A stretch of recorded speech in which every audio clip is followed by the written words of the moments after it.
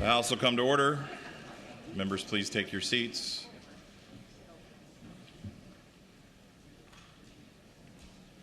Sergeant at Arms.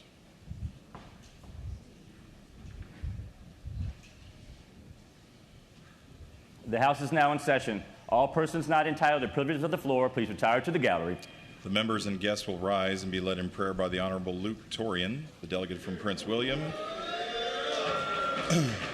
and remain standing for the Pledge of Allegiance to the flag of the United States of America, which will be led by the delegate from Scott, Delegate Kilgore.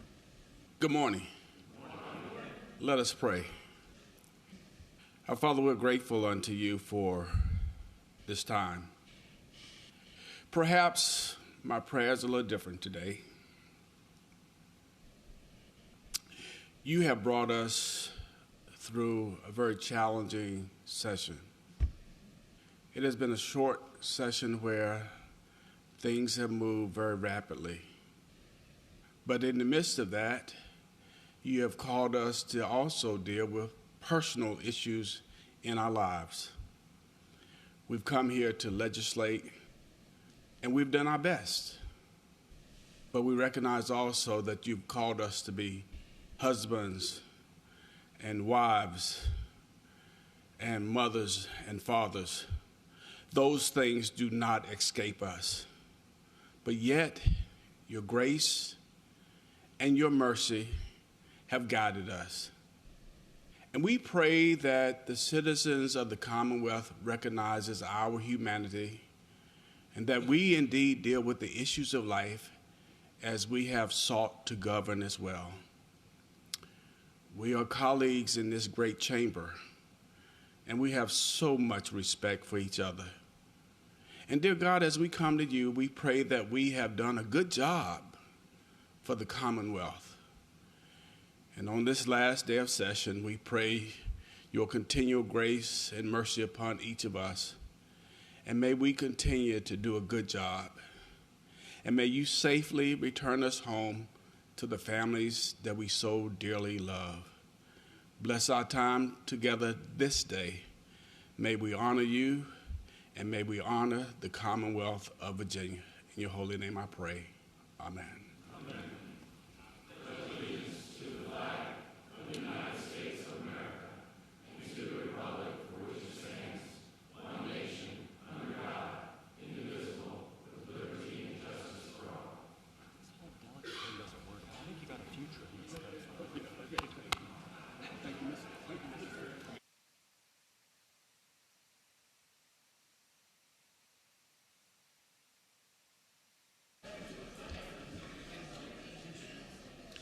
The members will answer the roll call by indicating their presence on the electronic voting board.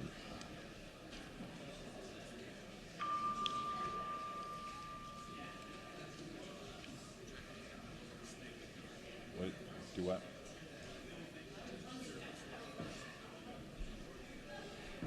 We can do that, but then we're going to take a recess. So, Okay. The clerk will close the roll. Mr. Speaker, a quorum is present.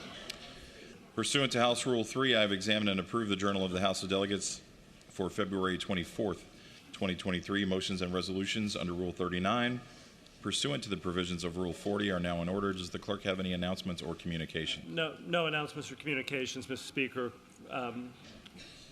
Accordingly, in the first portion of the morning hour, the Speaker asks those members to use the request to speak button for those items displayed on the voting board for reference.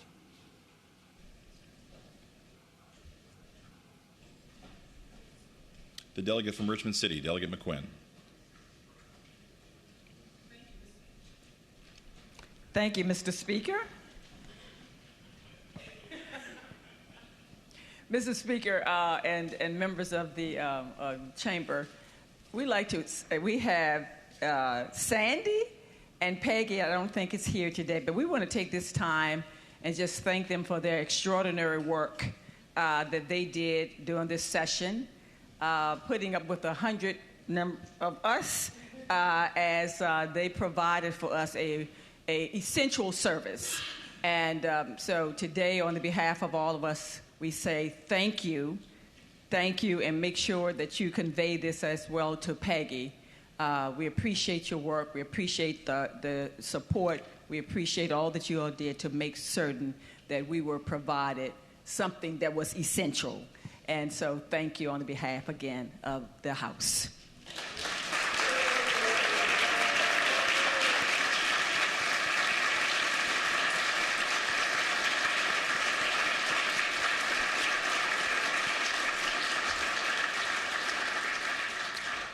Delegate from Newport News, Delegate Price. Thank you. Mr. Speaker, I ask for a request. The delegate has the floor. Yes, Mr. Speaker, I request that House Resolutions 418, 460, and 489, all on page 1 of the calendar, be called up out of order. The clerk will report the resolutions. More memorial resolutions laid on the Speaker's table. House Resolution 418, celebrating the life of Doris Brunette Harris Watson. House Resolution 460, celebrating the life of Constance Rochelle Hope Tynes. And House Resolution 489, celebrating the life of Karen Sabrina Hardy Newby. The delegate from Newport News. Yes, Mr. Speaker, I have a motion, and speaking to that motion. The delegate has the floor. Thank you, Mr. Speaker. The Hampton Roads community has lost several amazing people recently.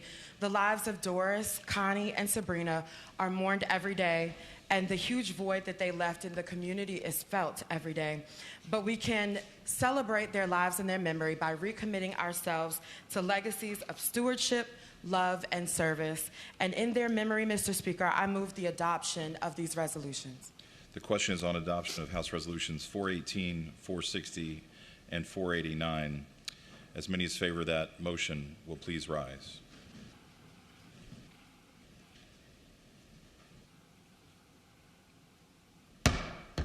The resolutions are adopted. The delegate from Goochland, Delegate McGuire. Mr. Speaker, I request unanimous consent to introduce a memorial resolution past the deadline. As many as favor that motion will say aye. Those opposed, no. The motion is agreed to. Mr. Speaker, we received tragic news this week. Michael Perkins, age 35, of Richmond, was found deceased in his car outside his gym. He leaves behind his wife, Taylor, and two wonderful children, Mila and Mason. He grew up in Verina, and he served with my brother as Assistant Commonwealth Attorney of Louisa County. Many of you know my brother, Rusty McGuire, is the Commonwealth Attorney of Louisa County. And so I ask that this body, when we adjourn, we do so in the honor of Michael Perkins, Assistant Commonwealth Attorney of Louisa County. The delegate from Goochland moves that when the House adjourns today, it adjourn in the honor and memory of Michael Perkins. As many as favor that motion will please rise.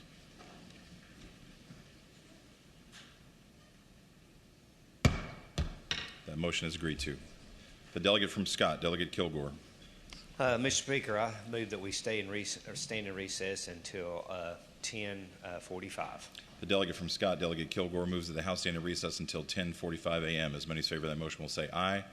Those opposed, no. That motion is agreed to. The House stands in recess until 10:45 a.m. Mr. Speaker,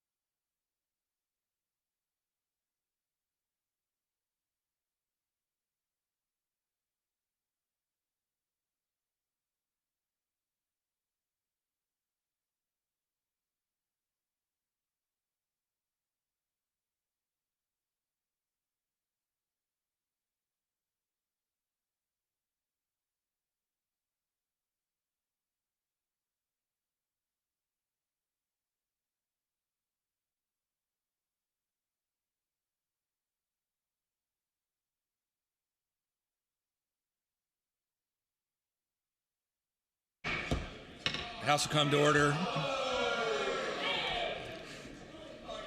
House is at ease.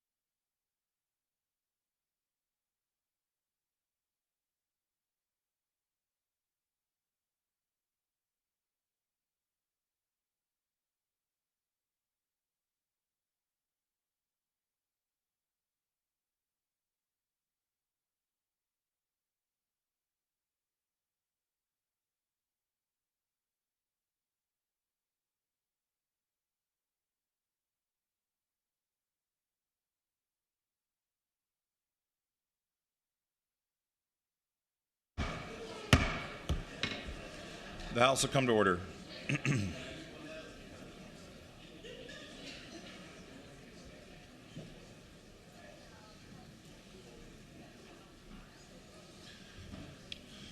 Mr. Clerk, are we still in the first portion of the morning hour? Yes, sir, Mr. Speaker.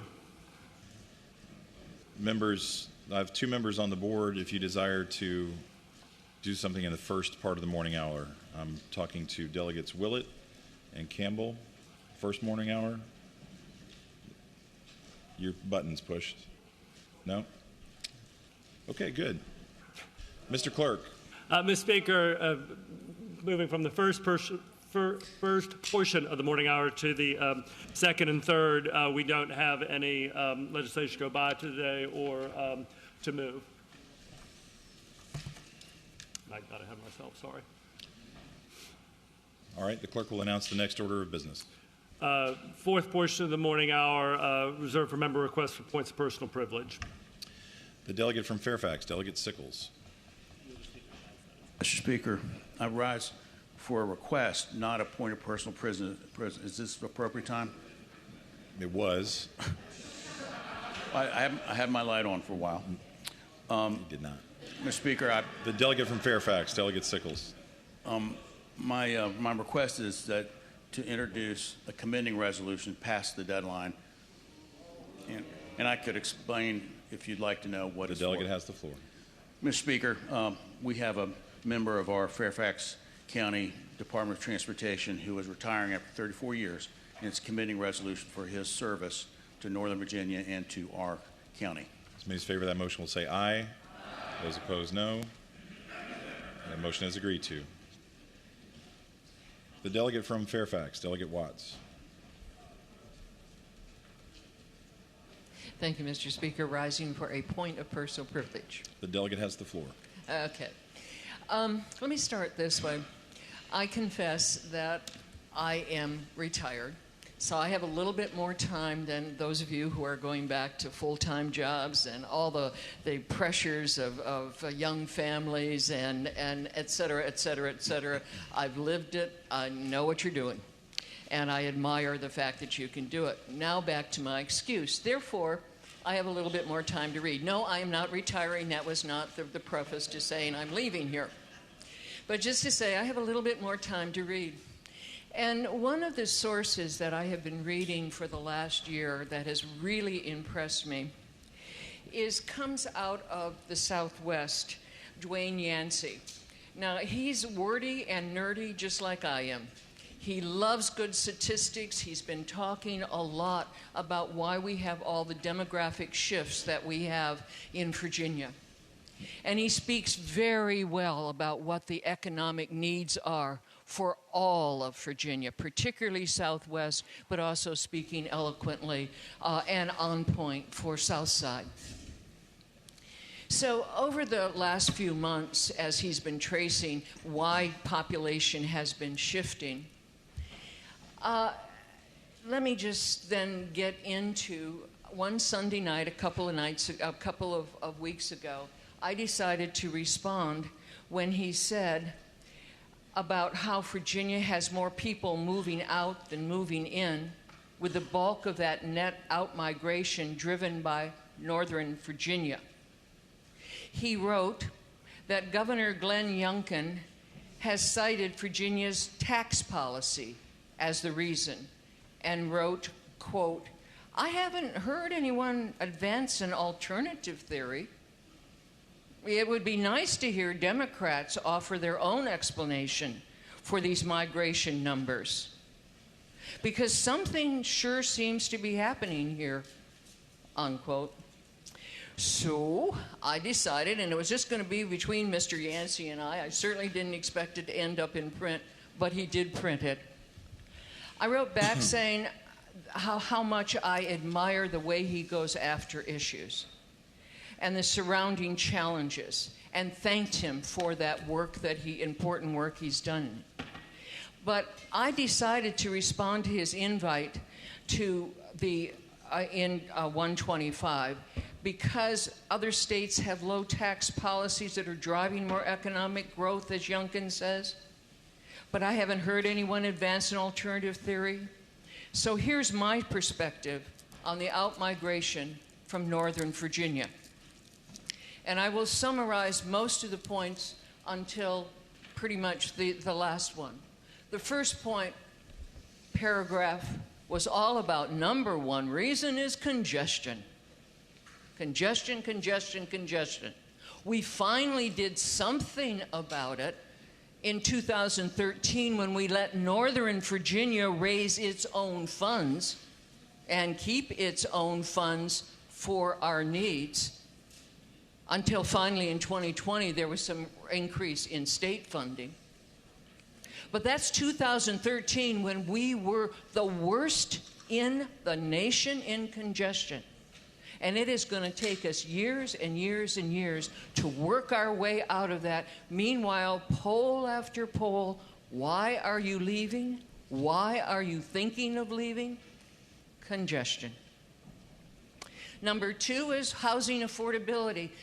At the top, you can afford it, but boy, a lot of other families are struggling besides those who absolutely have no stock of low and moderate income housing. Number three reason, we have the greatest spread in cost of living of any state in the Union with the exception of California, which means up in Northern Virginia, it's 150 plus. 50% more expensive to live than it is in the rest of Virginia.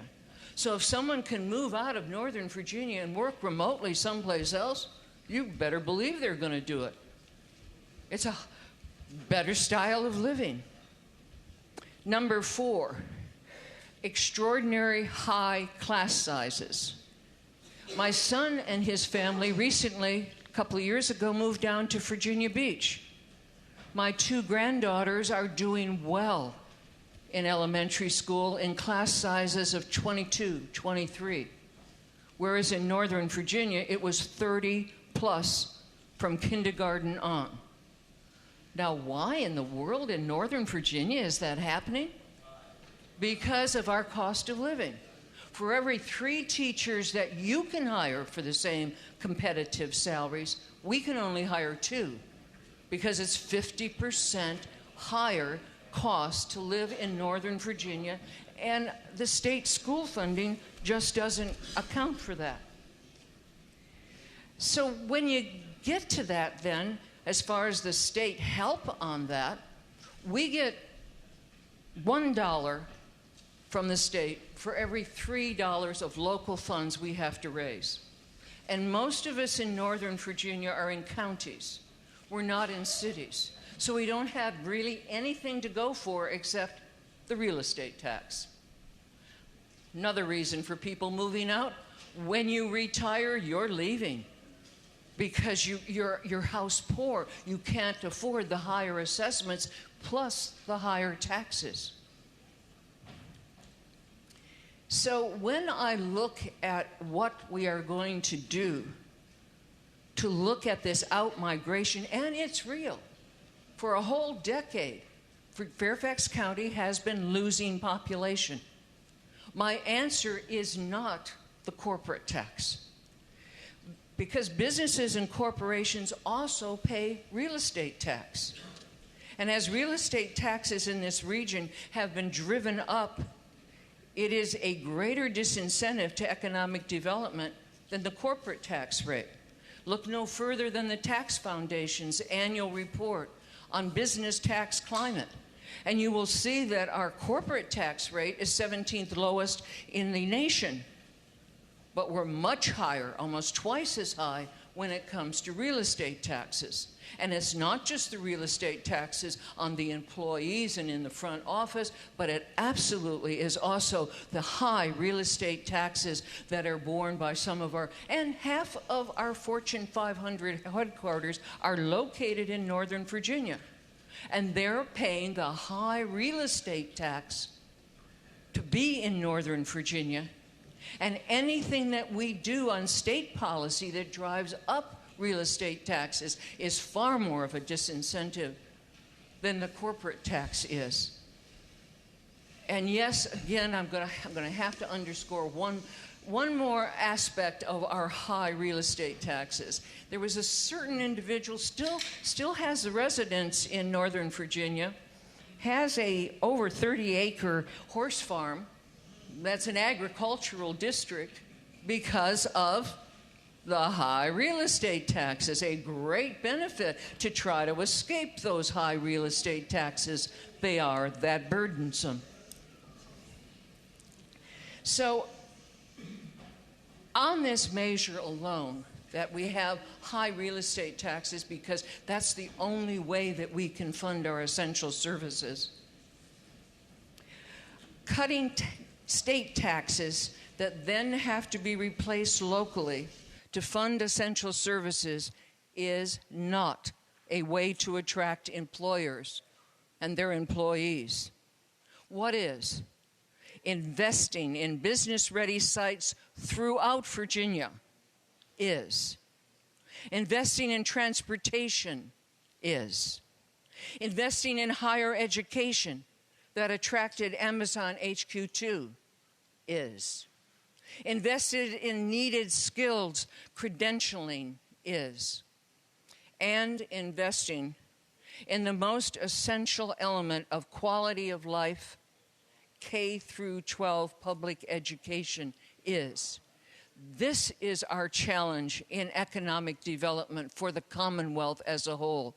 This is the way that we assure that we have a strong corporate presence with good jobs for working families. Not cutting corporate taxes, not cutting the state sources of major revenue, only to pass them off on localities. Thank you.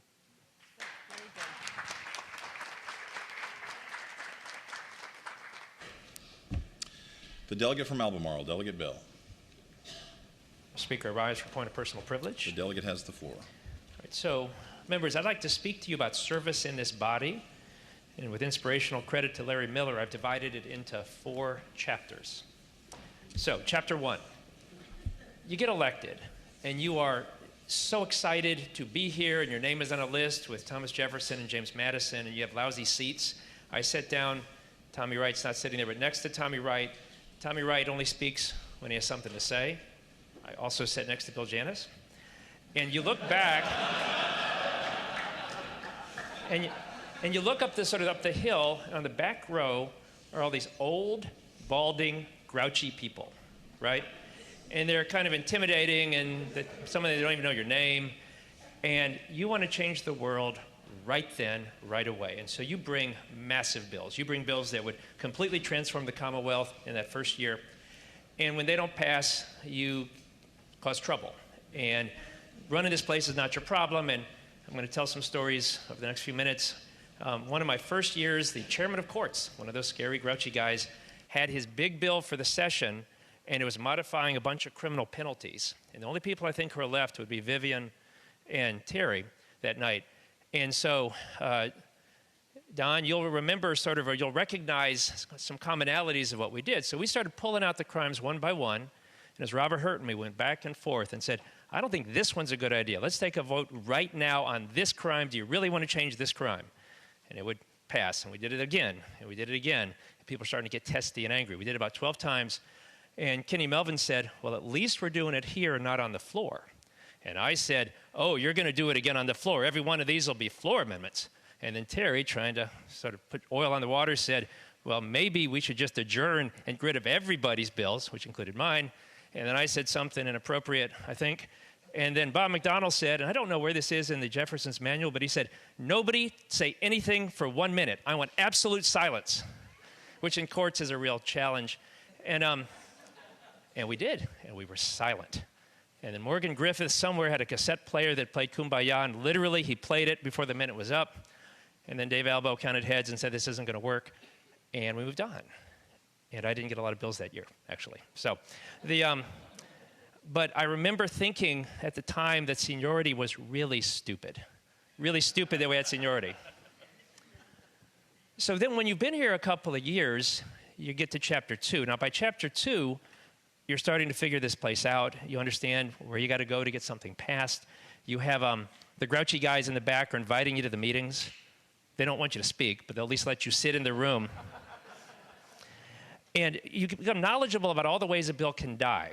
Now, this is a list that Delegate Freitas and I came up with, and all of us go to these meetings, Rotary meetings, Breakfast Club, where they say, House Bill 1232 in 2019, you voted no. Why? Okay, so there are some evergreen answers that can always be pulled out and used in that spot, and everybody can add some to this. Are you ready? It's a slippery slope. It's a lawyer's dream. Oh, I think there were some unintended consequences. It just needed a little more work. It would have started a Christmas tree. We didn't have peace in the valley. And last, and you can almost always use this, we were worried it was an unfunded mandate. Now, by chapter 2, because you're figuring the place out, when you decide to cause trouble, you can cause a little more trouble. It's not just one bill, it's a full committee. And Mr. Speaker, you may recall that we had a unusually festive killing of Senate bills one night in Crim Sub, and we probably did it with a little more gusto and smiles than were appropriate. So the next day, well, yeah, right. So the next day, the Senate pulled all of the bills off the calendar and debated sending them all back to committees, and then had about a 40-minute airing of grievances about the Crim Sub, which was probably deserved. And so Mr. Speaker, was the chair of general laws. And so he said, we're just not going to hear any more of your bills until we figure this whole thing out. And I think you hid me in the clerk's office. Is that where you stashed me? Okay. So then I thought I probably got over my skis, and I offered to apologize, and Obenshain came down and made it very clear that the one person they didn't want to see was me, and if there was going to be apologies, it probably could be something worked out by you, Mr. Speaker. And you fixed it. Thank you. There's another time, so Mr. Speaker and I have been seatmates, roommates. Oh, my goodness. Worked on courts together. My wife, who's here, calls him, excuse me. My session wife is Todd. So anyway, but we were disagreeing about a bill, and it was right here. And he thought I was wrong. I thought he was wrong. I think the exact expressions are unrepeatable. He offered to take it downstairs. I said, right now, you bet. Thank you for not taking me up on that. Thank you. But the cursing was so loud it actually made it into the newspaper. Not really good advice for Chapter 2. You should know better. And Will Moorfield, where's Will? Will said, I hate it when Mom and Dad fight, and actually tried to get out of the way.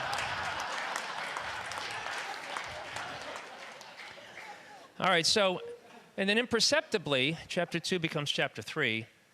And now you are that grouchy, bald, old person on the back row. And it happens all at once. You don't kind of all at once, bit by bit, but step by step, and there you are. And there's some signs that you can see. And so one of the signs, these are kind of serious, one of them is the old laws they're trying to overturn are things that you wrote. And so when Leader Scott got elected, the first thing he did was take aim at things that I'd worked on for 20 years. And it's the signal that, time's moving on. The second is I brought my daughter here, and we'll talk about her a little bit, but she met some of the other members. You were all very gracious. She met Irene Shin on the front row, and they had a nice talk about Pokemon. And I remember thinking, if my daughter has more in common with a member of the body than she does with me, boy, you're getting on in years. The third example was, I don't know who was here when Sally Hudson gave her maiden speech, and she said, I was named after Sally Ride. Now, for those of us of a certain age, you go, oh my gosh, how could someone be named after Sally Ride, who I remember that whole thing and serve in the body with me? But Sally, with due deference, somebody behind me said, one of the staffers said, who's Sally Ride? Just to show time moves on. And, Mr. Speaker, when you're a senior member, you're busier than ever. You find yourself spending your time on other people's problems, and it's exciting. The governor calls you, members call you ahead of time just to get your thoughts on a bill. And, I found it exciting, but nerve-wracking, because suddenly you actually have the power to do something, but if you feel like you can, then you feel like you should, and then if you make a mistake or pass it by, you become anxious. And another thing my wife has said again is that she doesn't care much for session rob. And we found this out at the virtual session when I would have those days and I'd stomp upstairs and I would try to explain why I was right about this conference report with this amendment, and she's like, oh my goodness, you're not someone I want to spend time with. And, and she's right.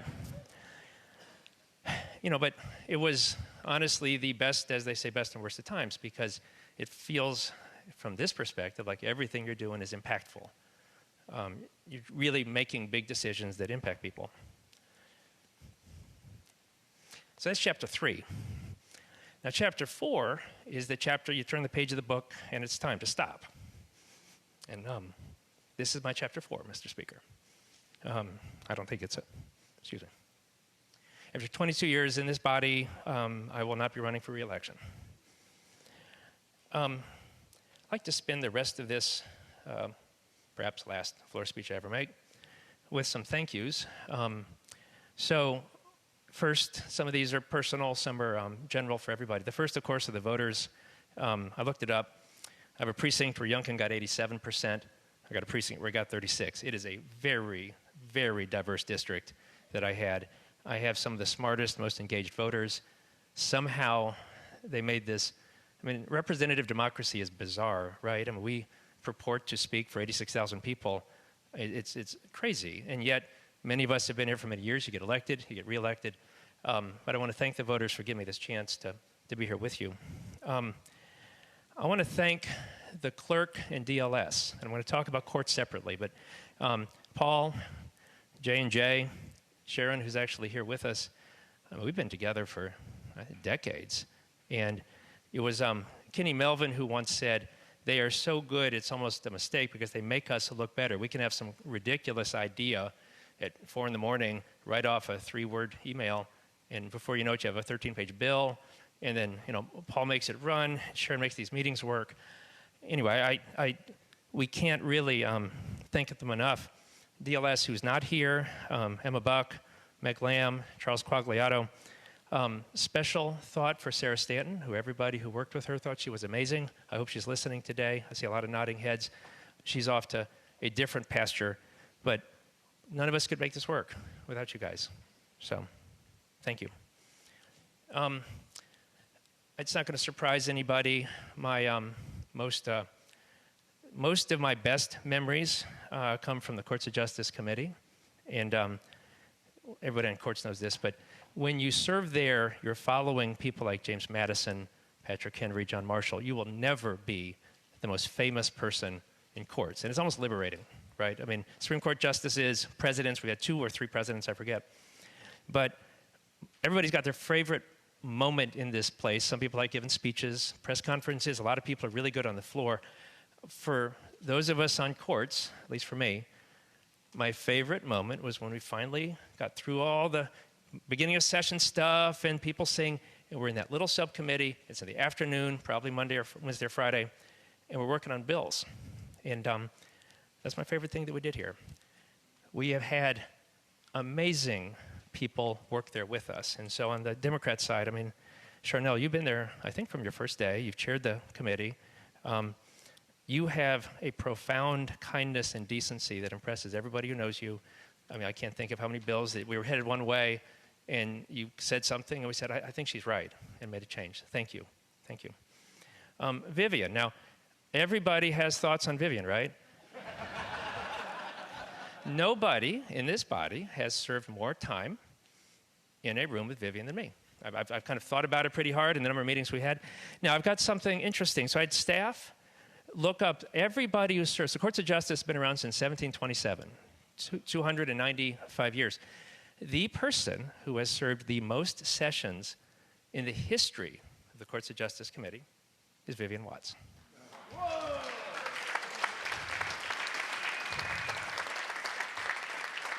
Vivian, thank you. We have had so many other members of Team Blue that have worked with us. I think of Kenny Melvin just making the laws better and taking down bills that everybody thought were good ideas. Carrie Delaney, thank you for your current service. Leader Scott, thank you for your time on the committee. Thanks, everybody. We counted up the number of current Democratic former chairmen who also choose to serve on courts. That's like 6. So basically, the entire leadership of the Democratic caucus chooses to be on courts, and I think it's a better place for it. On the red team side, the R side, almost all of my best friends in this body have come through that committee. Mr. Speaker, I can't think of how much time we spent there together. There was a period of time when we had more experience than the Appropriations Committee. It was ridiculous. Just people chose to come and stay. Jackson Miller, Dave Albo, Ben Klein, Morgan Griffith, former governors, future governors, future congressmen. In the current group, Les Adams is the chair of the criminal law subcommittee, Margaret Wren and Ellen Kimball. The amount of time we spend together, it really is different, I think, than any other place. And Mr. Speaker, I can't count the number of times that afterwards we went out to dinner, and we would argue here on the floor, and then we'd go to the subcommittee and argue a whole bunch more, and then we would argue at the restaurant we went to at 10 o'clock.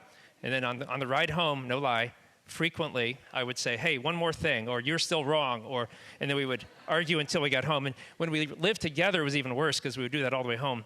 And then we'd sit in the living room and argue some more. Families, I heard this the other day, love each other but argue. I think, especially the Crim Sub, is a group that argues but also loves each other. You have to sort of flip the preference. The staff there has really been amazing, and anybody who's come through and thought that staff was the problem, it's not, it was us. But Britt Olwine, Troy Hatcher, Shannon Hurd, and Steve Mutnick are this year's team. But looking back, we've had amazing support from people like Taylor May, Emma Buck, Mary Kate Felch. Many of you remember her helping us with judges. Mary Kate, Queen of Courts, we called her. Dave Cotter and Roby Ingram. And then beyond even that, there's a group of regulars that hangs out. And you all come and go, but they're stuck there with us for decades. Meredith Farrar-Owens from the Sentencing Commission, Kristen Howard from the Crime Commission. We usually have somebody from VACA, which is the Commonwealth's Attorneys, that's Nate Green. And from the Indigent Defense Commission, we have Maria Jankowski, and I don't know his last name. We used to have a guy named Roy who believed we should legalize pot, and one time we think maybe even left us a little baggie. Somebody did. Roy, we stopped seeing Roy. We worry that something happened to Roy. So, it is not an exaggeration to say I wish those meetings could go on forever. Now, that's probably part of the problem, is that all of you also think they go on forever. But what I mean is, I have this thought, it would be neat to do these. I would hang out with you all for free. So, Mr. Speaker, I'm got a couple more. I'd like to thank on behalf of everybody, and these names won't mean much to you, but we all have legislative assistants. I have had extraordinary help, and there were 3 women who were most of the time, 22 years, you'd think you'd have even more churn, but Joe Vigilone, Anna Sisman, and Jordan Hargrave. Jordan was here the other day with her 2 kids. You may have seen me walking around. Letty. Jordan and I were texting earlier. She was with me for 11 years, a third of her life. And if you can't stand me for 5 minutes, I just want you to visualize 11 years. Other people include some people in here. Taylor, where are you? Taylor Stanley's one of my LAs. Mick Bransfield, Randy Pearson, Terry Durkin. They all still stayed in public service in some way. And some have become lobbyists, some have worked for other people. This year I have John Jennings helping me. And we all look so good, at least I do, not because of what I do, but because of what they do. And so in a rural area, people come up and give you a hug. Thank you so much for helping Mom with the, whatever it was, tax, VEC, VDOT, DMV. I didn't do anything. I just hired someone and said, if you need me at some point to put my shoulder to the wheel, I'll call somebody. But they're the ones that make us look good. And I take considerable solace that they stuck with me. And I think they bought into the project. And, there's not a lot of money. The hours are terrible, and I'm an awful boss. And yet they stuck with it year after year. There's a saying amongst them, because they kind of have this sick fraternity of suffering, that you never stop working for me, I just stop paying you. And so almost everyone I just mentioned has done things since they left, because I go, I really need something, and the new person can't seem to find it, and they do 2 or 3 hours of work. So, so I want to sort of wrap with these thank yous with my family. I think that it is difficult for people who don't serve here to appreciate the sacrifices that our family makes. And, we, Jessica and I were talking about this. So Robbie was a session baby, born in January. Unless his birthday's on a weekend, I'm not there, right? Valentine's, Fat Tuesdays, the big snowstorm. That's just for session. And we're not there, but I think at least if you're like me, there's a lot of other times you're there but not present, which would be you're watching a movie, you get a phone call, or some text comes in, and even if you put the phone away, you sit there stewing about it, and your mind sets, and that's been, 22 years.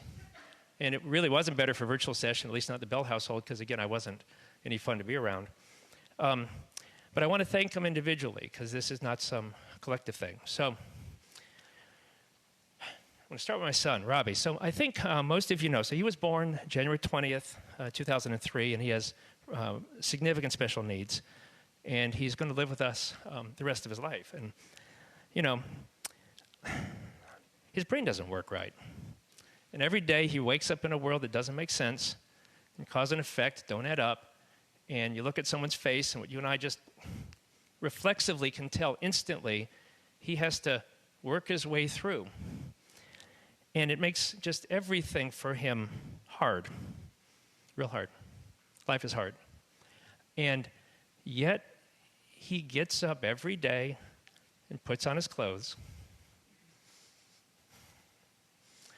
and struggles forward with it bravely. And he's my hero. I'm so proud of him. And he's not going to have the milestones that I hope all your kids do. He's never going to graduate from high school. He's never going to get married. He's never going to have a first job. But the courage he shows every day just to put on his pants and open that door knowing that it's not going to work is hard. And so I'm very proud of him. That's my boy. As the father of a special needs kid, a couple things. Hold on, my notes are a mess. Yeah, thank you. Thanks. As father of special needs kids, I have two sort of general thoughts. I get asked about it a lot. The first would be that he is a real, normal person. What I mean by that is people come up and say, oh, he must be great at math, or he must have a kind heart and always be a great, good person. Nope. No, absolutely not. There are days he's a jerk. There are days he does it, he's not good at math. And I just would encourage everybody as you take up I'm not going to be here anymore, but take up these issues and bills, just remember that they really are different. Each one is different. Each one is a real person underneath it all. The second would be if you do choose to engage, it's very lonely for him. All we really want is for someone to talk to him. Okay, and I understand that you're going to end up talking probably the same conversation about every 5 minutes. It'll loop on you. But if you have an opportunity and someone like him comes up to you at a grocery store, just talk to him. We have passed a bunch of bills on his behalf, just from my experiences with him or watching what happens more at the special needs school. I remember Matt once said, yeah, we'll do this for your boy. We like him a lot better than we like you. So do I. So anyway, those are my thoughts about my son. Now, my daughter Evelyn was here the other day. She goes by Evie. And I would say that when you have a special needs kid, it impacts the whole family. And so she has not had what I would call a normal childhood. And so things as simple as whose turn is it to pick the movie? Doesn't work. Sometimes it works, and sometimes it's her turn, and she doesn't get to, because if not, the whole day will go off the road. You got a whole day planned for shopping. Again, you just pull the plug. Doesn't work. And so I think it has made her grow up quicker. And as a dad, that's not something you really want to see, but she is mature and funny and really smart and insightful and tells me things that I honestly didn't know. The other day she said, you know what makes me really mad? What, honey? When people misuse data to support their position. I thought it was great. I'm hopeful she can take the good that I have and not the bad. But I see things in her that I hope are my better parts. And I think many parents say this, I hope to be the person that she can admire. It's a high standard, but it's something I'd like to do. And then the last is my wife Jessica's here. Stop. So when we started this, she thought it was fun. It was actually one of the things that we kind of did together. And in our first race, we didn't have kids. And she knocked on over 1,000 doors. And that was part of the things. It was just something we did. But once you have kids, it changes all these trade-offs. And,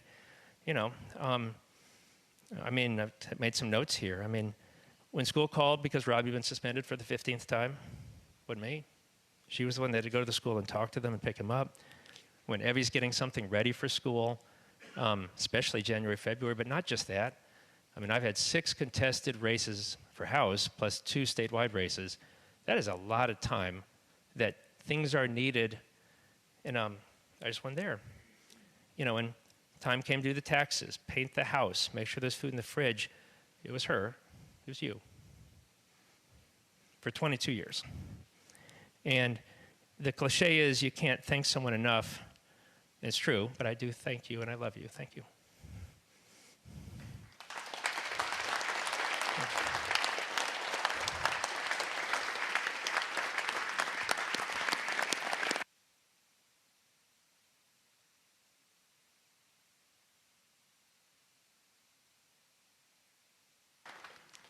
All right, I'm almost done. Truthfully, I'm a little anxious about not ending because it makes this all seem real, right? Right now I'm still talking. Two things. Whether you draw your inspiration from Ecclesiastes or Shelley's Ozymandias, and if you don't get the reference, Lee will gladly tell you. I think we intellectually know that everything we do here is transient, right? I mean, the bill that I thought was brilliant, 20 years later, Don Scott thinks it's stupid. And 20 years later, someone will think his bill is stupid. And it all kind of, very few of the words we write and work so hard on will be here in 100 years. But I hope that nobody thinks that means that what we do here doesn't matter. And it's a funny little thing. So I think it was in 2004, we had an attempted suicide in my district, and we did the first version of the bullying law. Okay, that was 17 years ago, whatever it was.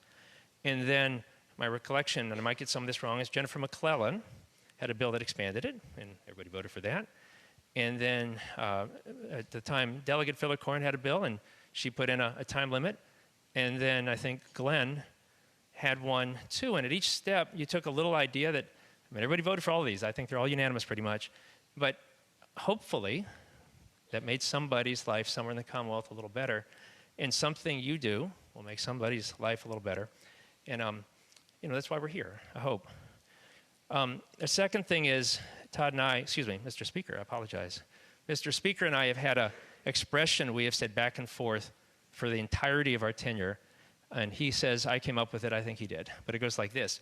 You know it's time to get out of session, in session, when you hate everybody, especially yourself. And we talk about that. You're down in session. I can't stand to be around you, back at you.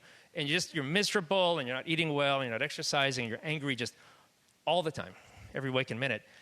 And so I've been trying to summons that right now, because that'd make this all a lot easier. And instead, to my dismay and surprise, I'm not finding that I hate you all. I'm finding myself feeling very sentimental about each of you in this place. And I love you all, and I appreciate the chance to serve with you. Thank you.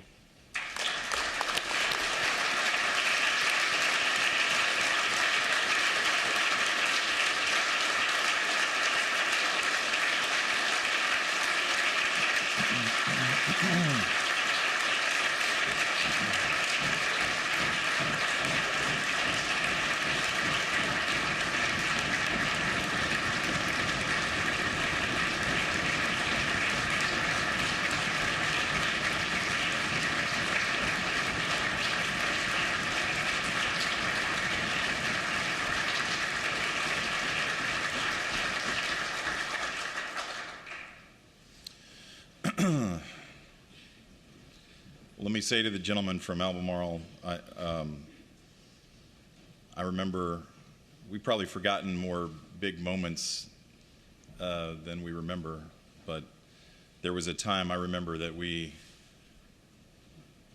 were in a stairwell over in the GAB, we having just come from a big meeting where one of us, probably you, with your big brain, had identified a problem, and we realized between the two of us that if one of us didn't solve it, and it was a very big problem, it wasn't going to get solved. And we went our separate ways and set about solving that problem. And there have been countless times like that I will cherish personally. I will say to the gentleman, his primary focus here, some would argue singular focus, has always been public safety. And, you know, lots of people have a voice in this place, paid or otherwise, sometimes organic, citizen groups, sometimes paid lobbyists. And in the realm of public safety, even criminal defendants have a voice here, on the left and the right, it would seem. And I certainly think they are entitled to that. I represent criminal defendants in court and give them a voice in court, as you do. And they are entitled to that voice. But it has always occurred to me, and I believe you, that it seems like the one group that doesn't have a voice here is victims of crime. Just year in, year out, it seems like their voice is lacking. And you've been their voice, year in and year out. And you've been the one who thought about them and noted their tragedies and their struggles, and you have made sure that thousands upon thousands of them receive justice over your time here, and thousands more, I believe, have never known the pain of being a victim of crime because of your work here.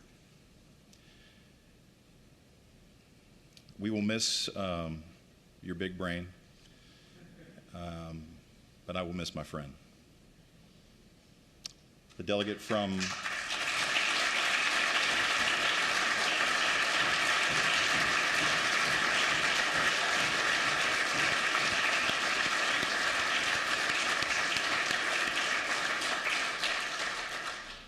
Alexandria, Delegate Herring. Thank you, Mr. Speaker. I rise for a point of personal privilege. The delegate has the floor. Thank you, Mr. Speaker. I will say that I suspected that this was coming when the chair of Sub 1, which is we all know as Crim Sub, handed the gavel over to Delegate Bell to gavel out. And so, of course, I started reflecting. And so 3 words, I think, describe Rob to me very well: the generous, compassionate enforcer.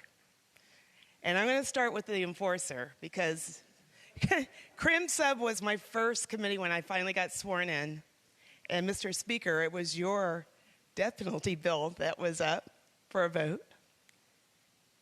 And on that committee was Morgan Griffith, Dave Albo, Kenny Melvin, Ansley Ware, Ward Armstrong, and then I am sitting on the end. And every time, I don't think, and I'm sorry, I'm calling him by his first name, I know it's not right, but Rob would speak. I don't know if you know this, but he would always press the microphone first, then pull it down. And I will tell you that gave an effect because everyone stopped because we knew he was about to say something. He ran tight meetings, for sure. And I remember an instance, we were late at night, and he's always orders pizza for us when we're there late. And there was someone who came in and just said some horrible anti-Semitic things. And Rob, it was the first time I've seen him hit his gavel extremely hard and put a stop to it and made it clear it's not tolerated. That's leadership. He's also compassionate. I had a constituent. Her and her husband could not adopt a child because she had a felony conviction. Most delegates don't meet people outside of their district, but he met with them. And we worked together to make sure that they were able to adopt the children that they wanted. Again, that's leadership. And Rob is certainly generous. And I'm sorry, Rob, if you're about to run for something else, I'm burning it for you. When I became, she said, okay, good. When I became chair of the committee, he came to my office, and I did not know about the history, about the leadership, about the chairs of the committee. But he was genuinely happy and proud. That's unusual, because typically we bicker, and it's just unusual that someone would take that much time from the other side of the aisle to make sure that I'm okay. He was there if I had questions. always would pick up the phone. So, Rob, I have great affection for you, for your family. I remember your daughter when she was a baby, and to see her a couple of weeks ago. What an incredible human being. I know you both are proud. I'm going to miss you, but I know that there are more great things for you, and I wish you the best. Godspeed.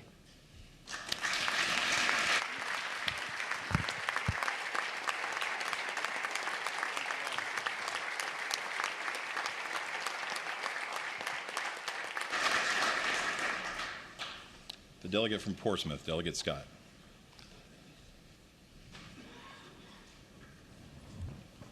Thank you, Mr. Speaker. Well, well, well, well.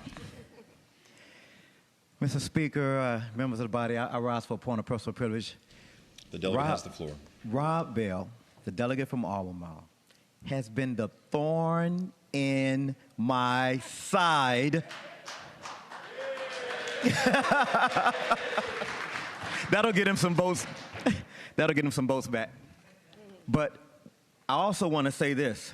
You will not meet a smarter, fairer, more committed, more diligent, hard worker in this General Assembly. He deserves the accolades today.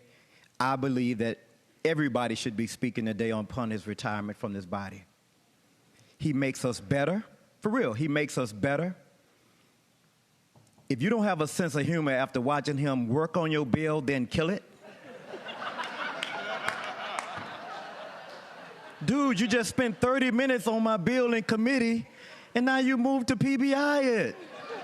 What is up with that? It's like some kind of weird, quirk, sadistic. I mean, and I figured it out. I looked up one time we were in courts, one of those late nights on Crim Sub where he's having fun, playing the intellectual games with us, you know, like a cat with a mouse. Got me in the corner, let me out a little bit, then backed me back up with a paw. Look at him, look at the little thing. You think he really gonna get away? And I said, I was angry. So I looked on the line, I was like, look this guy up. What the heck? Then I figured it out. He's a gamer, y'all. He is a gamer. That's what he does. He invents games. And he was playing with us. He's been playing with us all this time. But I will say this about him, and I'm going to sit down and take my seat. We had some tough conversations in courts over some tough, big ideas and big issues. Even when he was against the idea, against the policy, he would spend hours literally worrying me to death over my bill on how to fix it, how to make it better. His favorite thing to say was, the words matter. Let's get the words right. I know y'all over there have heard it a million times. He's done it to you. Let's get the words right. Let's make sure that it does what you intended to do. Mind you, I'm going to be a hard no, but I'm going to make sure that it does what we intended to do. That is the type of professionalism, leadership, diligence that I hope to be able to exemplify in the rest of my time here. Thank you, my friend. Godspeed.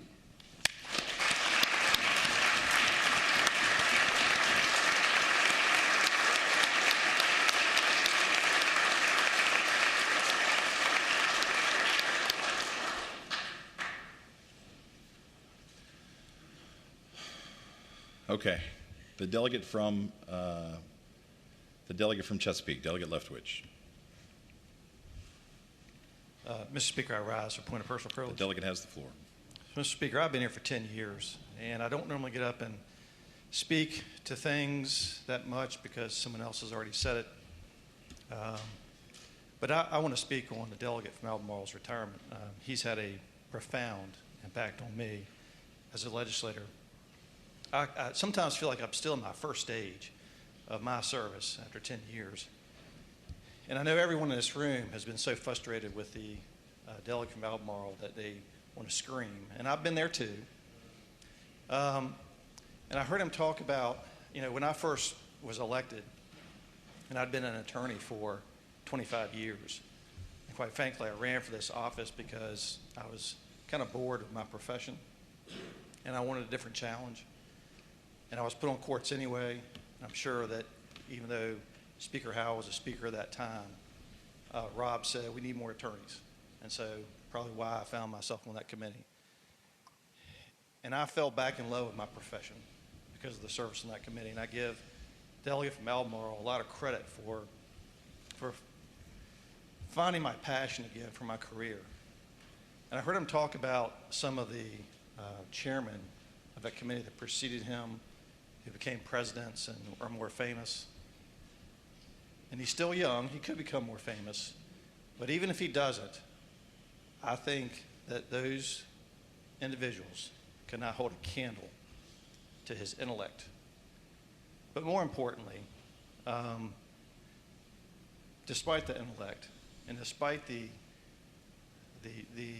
mentality of get the job done, all business, all work, no play, except for on rare occasions, I have to say that I've never met a better human being than the delegate from Albemarle. And my hat goes off to you. Good luck in retirement.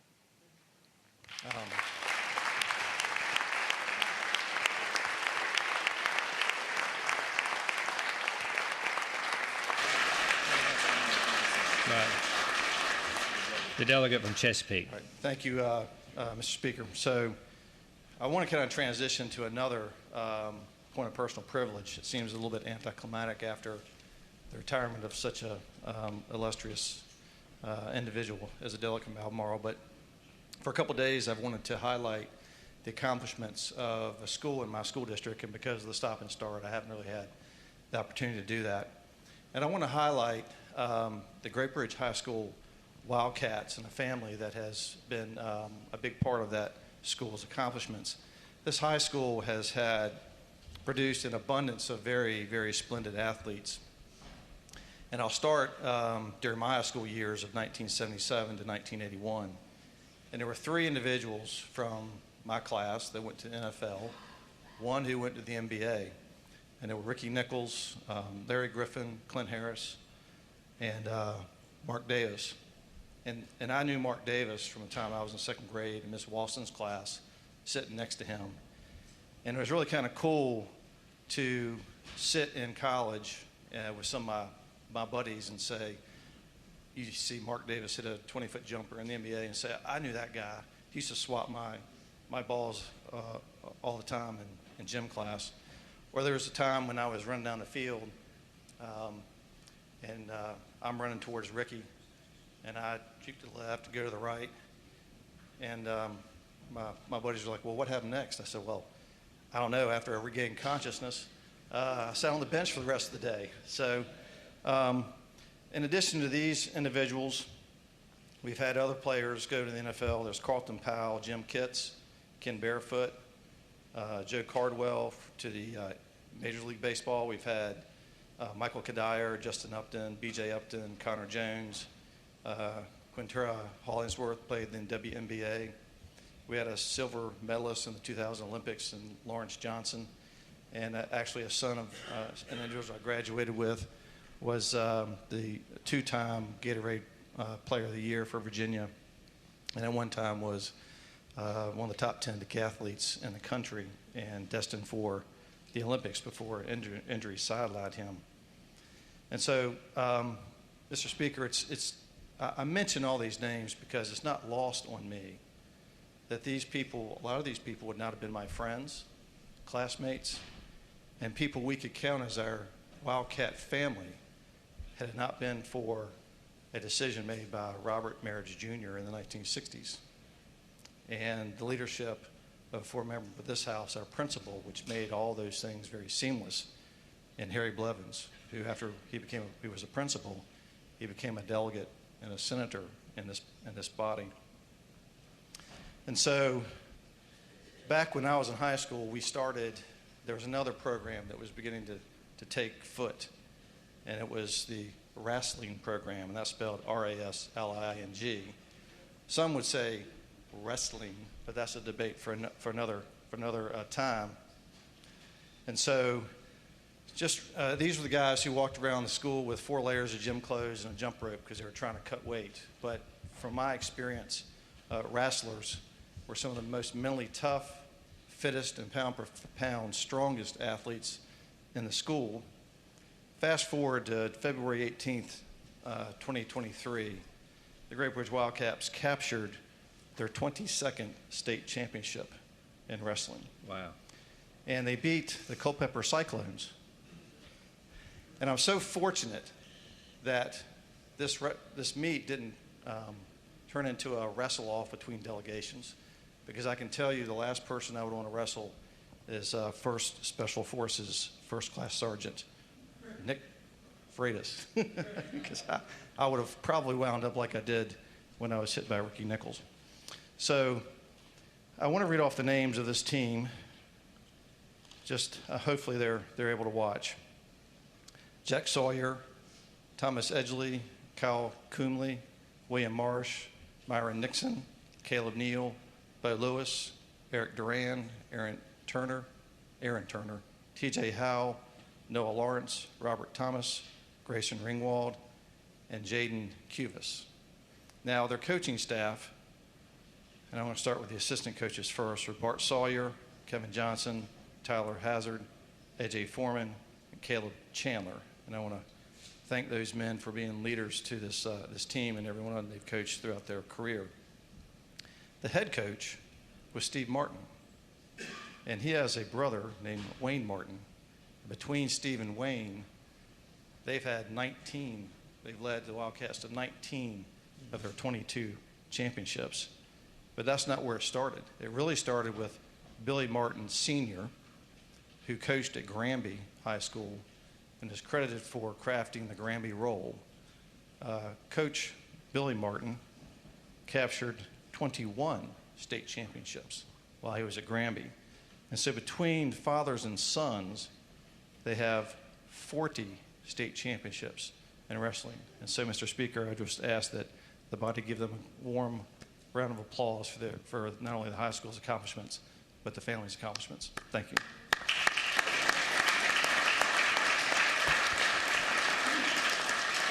Thank you. Quite an accomplishment.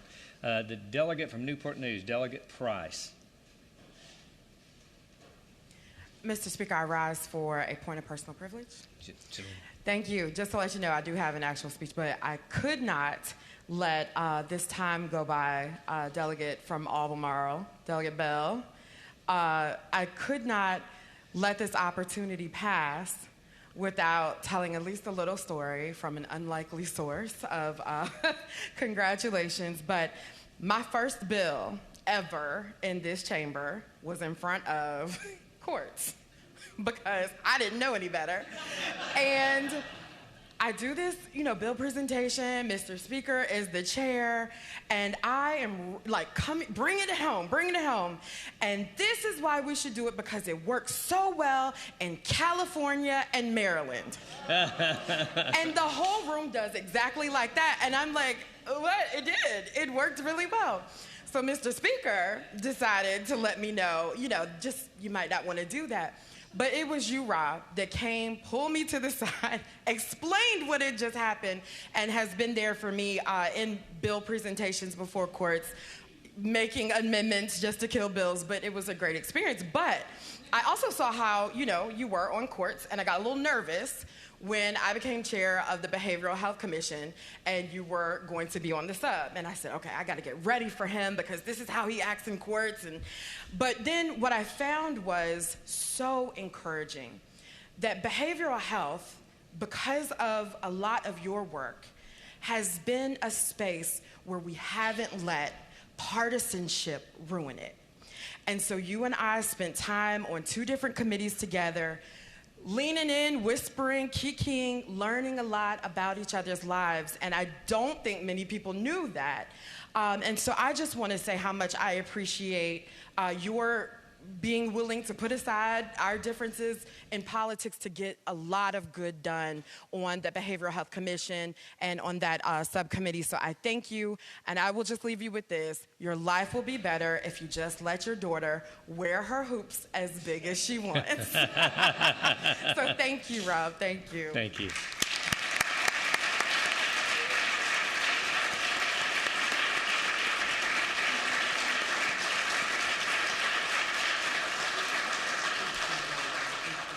And Mr. Speaker, thank you.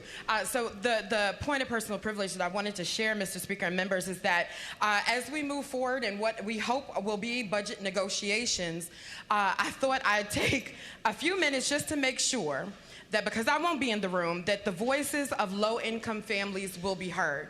And as the conferees discuss the budget, I'm asking us to please stop ignoring these hardworking Virginians in our talks for tax relief, because we can't, in good faith, talk about inflation here on the floor or behind closed doors and then ignore the folks that pay the highest percentage of their money in taxes, and some of whom are the ones being hardest hit by the rising cost of living.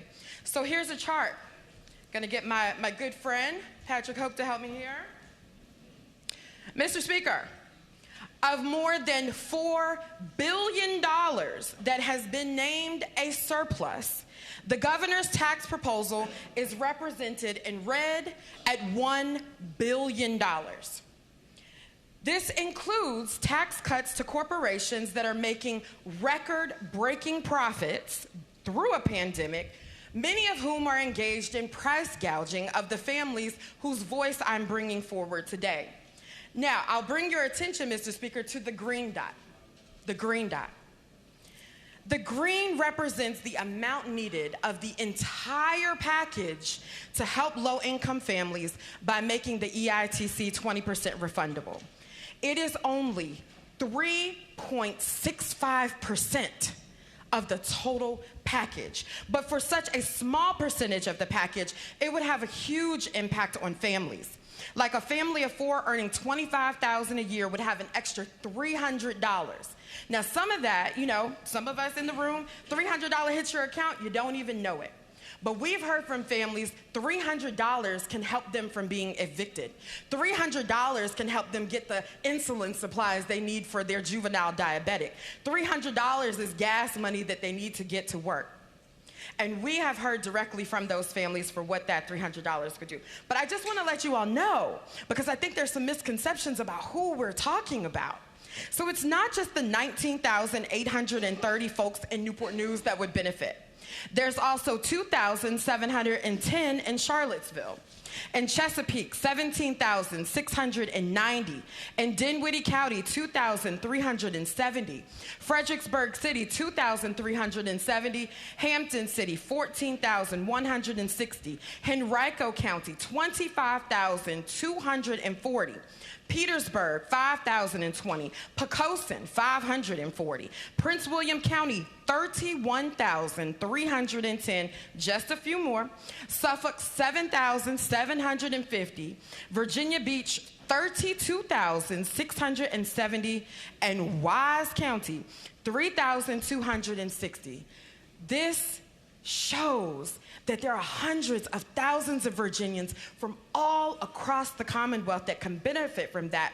And I'll close with this. One of the constituents I have the pleasure of serving reminded us at a press conference recently, and she said, for there is a higher percentage of Virginians who pray for this sort of help every day. If only the state would step up to the plate. These words represent the thoughts and prayers of so many Virginians across the Commonwealth. I hope we will listen. Thank you, Mr. Speaker.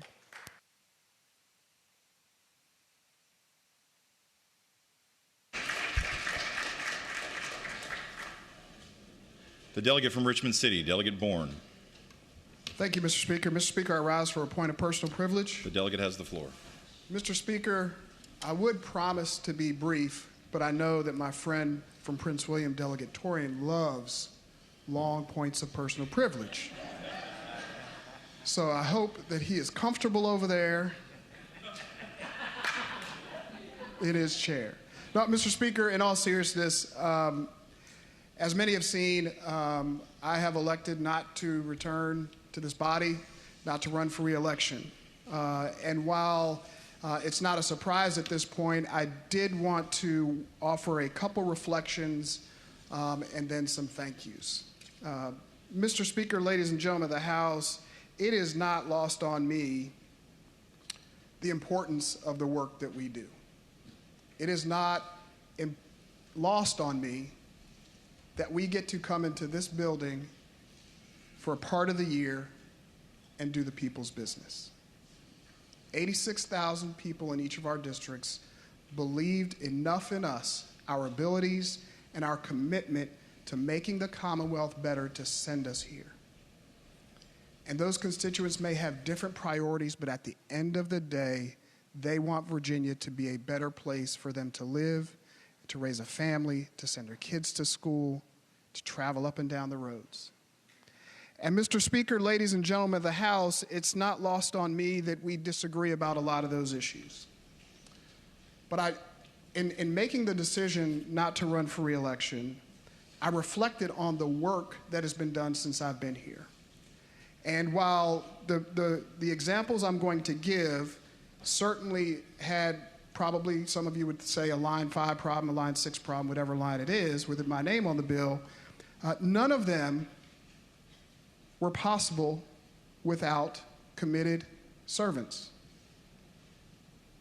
And I consider each of you committed public servants. So the first bill that I want to talk about is one that a member on the other side of the aisle worked on for years, and in fact died on a tie vote my first session here. That was to the bill to reduce the number of days that school divisions could long-term suspend a student.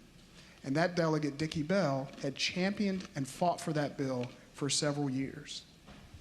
And finally, working with him and working with others on both sides of the aisle, we were able to reduce the time from a potential long-term suspension of 364 days down to 45. The next piece of impactful legislation was banning discrimination on the source of income. That bill, along with one other that I'll touch on in a minute, is probably the one that we get commended for the most. And Mr. Speaker, ladies and gentlemen, I don't raise these two bills to pat myself on the back, but to pat us on the back. Because when we really focus on the issues, when we really focus on helping people solve problems, great work can be done, and we've done great work. The last bill, the second to last bill I'll talk about, is one that will allow me to say a few kind words about the delegate from Albemarle. A couple years ago, we changed the law to allow introduction of a mental illness into evidence during the guilt phase of a criminal trial. And it was one of those scenarios, a real-world scenario, that Delegate Scott, Delegate Price talked about, where he was very upfront and said, hey, I don't support this bill. I know it's going to pass, but I want it to be as good as it can. And I think that's a testament to who he is and how he's approached this job. And so, Mr. Speaker, ladies and gentlemen of the House, the decision to not run, the decision to retire, whatever the word you want to use, none of us that have made that decision this year have made it lightly, because we understand the importance of this work. But more importantly, we understand the bonds that have been forged in this room. I mean, how would I have ever spent time at a high school championship basketball game with Delegate Kilgore, Delegate O'Quinn, and Patrick Ewing? You, Mr. Speaker, you were there. And that's when we watched Mac McClung, who was slam dunk champion for a long time. And that's what the people don't see. They think we argue and fight a lot. But you can't spend this much quality time, and I will put quality in air quotes, with each other and not come to respect and like the people that you serve with. And so, Mr. Speaker, I think this public service thing is hard, which is why I think you're seeing folks step away, because it is truly a sacrifice, as has been said. And the sacrifice takes a toll on you. And Mr. Speaker, the sacrifice that we make for the greater good is tough. But having your family hold it all together while you're here, that's what takes a toll. And so, Mr. Speaker, ladies and gentlemen of the House, they may call us public servants, but I would submit to you that our families are the real public servants. They allow us to do this. It has nothing to do with who wears the pants in the family or anything like that. If we each didn't have loving, caring, supportive, strong family, we wouldn't be able to do what we do and commit ourselves the way that we commit. And so, Mr. Speaker, as I close, I want to thank each and every one of you for your commitment and for making this one of the most impactful life journeys that I've been on. Good, bad, or indifferent, our interactions, how you voted on my bills, I could really give a damn. Because each and every one of you, the way that you have approached this job has inspired me to continue believing in the goodness of public service. And Mr. Speaker, I'll close by, and they may be watching, and I'm glad they're not here, because I would not have been able to hold it together. But my wife and 2 children, they're my why I got into this business, and they are the why that I'm getting out. I cannot put into words what they mean to me. I cannot put into words how sorry I am that I haven't been there for the moments. My wife, Anidra, is the strongest, most supportive, loving wife that anyone could ever ask for or have. And I'm blessed more than I deserve with her in my life. She has put up with this public service thing for 10 years. My kids, Sydney and Joseph, they make the tough days here easy. Because no matter what happens here, you go home, and when they were smaller, they would run to you, but they still love you. They don't care whether you got this bill passed or that bill passed, or you gave some good floor speech or whatever. They just know Dad's home. And we all need that to sustain ourselves while we do this work, because it is difficult. And so, Sydney, Joseph, Anidra, I thank you. I love you. And Daddy's coming home. And Mr. Speaker, I will close just, I sound like a Baptist preacher delegatorian. I'm closing about 3 or 4 times. If I could just leave with one request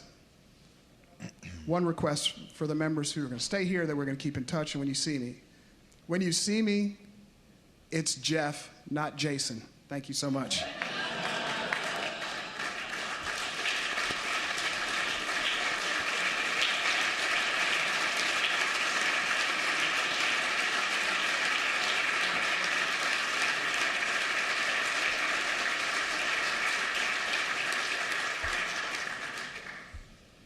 Well, we thank the gentleman for his service, and we are all better for having served with you, and it's been a pleasure.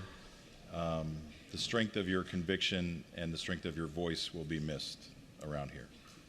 The delegate from Prince William, Delegate Torian.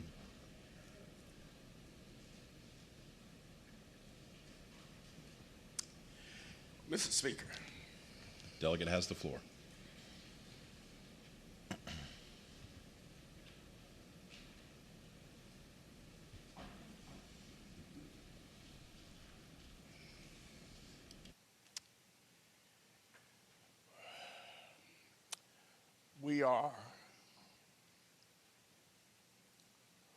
We are losing some good people.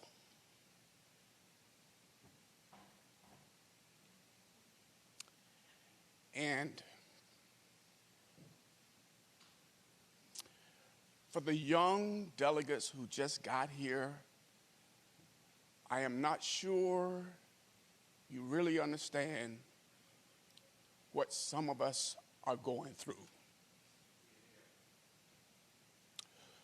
We are losing some good people. And these last couple of days have been hard. We're more than just legislators. We are friends. We're friends who care for each other. And if you take nothing else,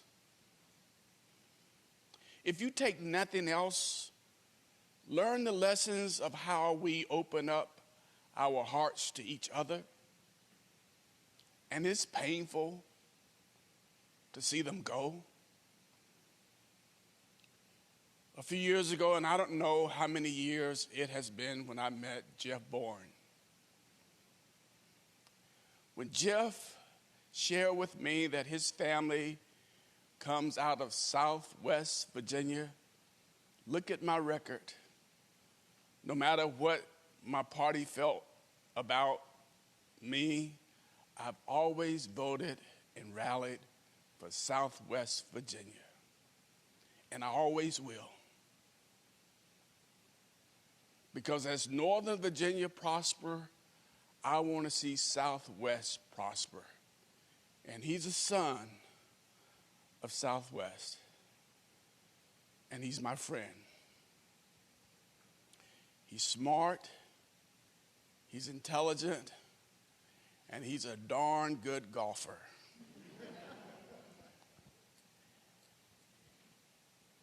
I recognize the struggle and the challenge. Been a husband and a dad. I could not have gotten into this if my daughter was not going off to college. So my friend, I understand. And I appreciate you making the decision, because that daughter of yours, the number one male figure in her life has to be her dad. What I appreciate, I may not see you in the chamber, my friend, but I will see you here in Richmond. And Mr. Speaker, I'm grateful for the opportunity to come to Richmond to meet Jeff Bourne and to declare that we shall be friends and archons for life. And to all of my colleagues who are leaving us, thank you for allowing us to be a part of your lives and for pouring into us. Mr. Speaker, I thank you.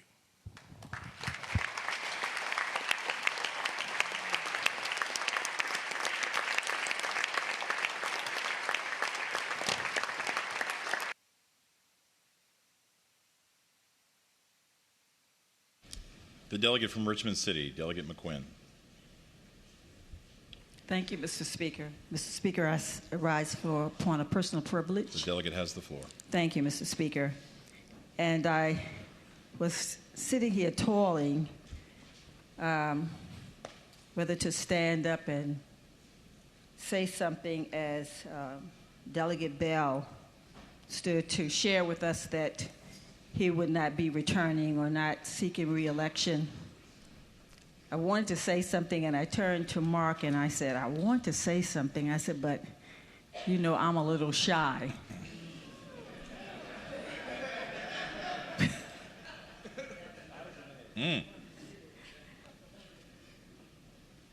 And I will not repeat what he said because it clearly is against my religion. But before, I want to say to Delegate Bell, and many things that have already been shared, and I said ditto to that, but I do want to, I remember when I first came in several years, and when you were having your conversation or sharing with us today, you talked about the grumpy old man on the back seat.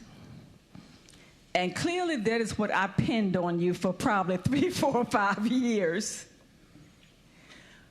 But I began to see a transition. I don't know when or why, but I remember sharing, Rob Bell is changing.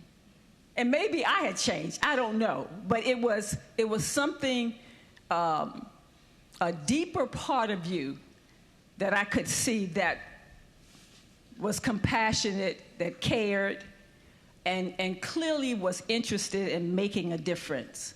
I think we only served on one committee, and that may have been general laws. Was it general laws or transportation? Okay, transportation. But I clearly could see that this was a man who was making a contribution, and you wanted to make certain that you got it right. And so I want to say to you, I just appreciate you and your amazing contributions to the Commonwealth of Virginia. I think it also helped that I had candy and cookies on the outside of my office. And when you came by, you never failed to say, I'm getting candy or cookies. And I said, go for it. And then I started putting them out to make sure that you would come by and have those cookies or candy that you desire. But again, thank you so much for your service to the Commonwealth of Virginia. Thank you. Now to the other person. Talk to Mr. Speaker. You know,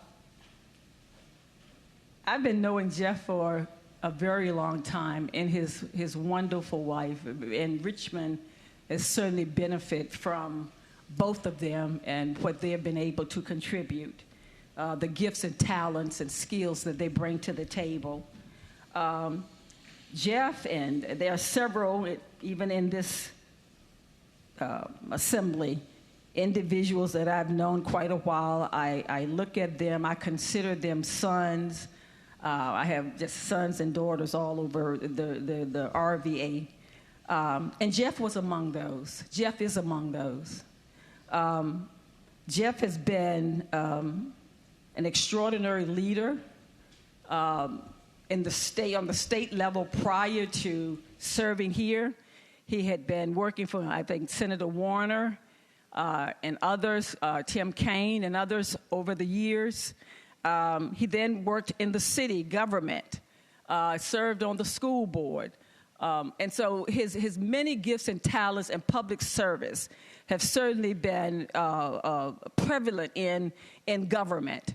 And we are so appreciative for that because you've brought so much to the table. When I talk about the sons, I have a son as well, biological son.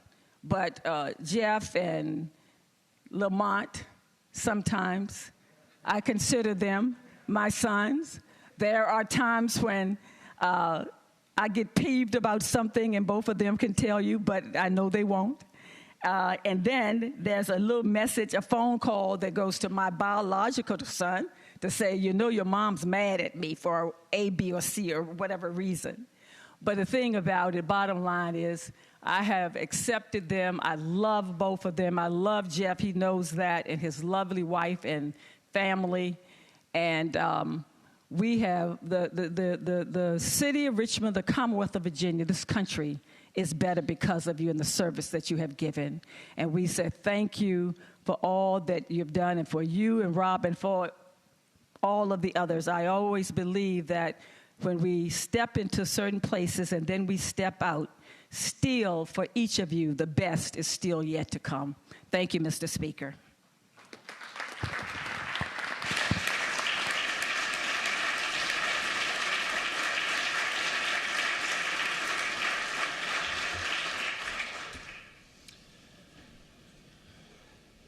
The delegate from Fairfax, Delegate Simon. Thank you, Mr. Speaker. I rise for point of personal privilege. The delegate has the floor.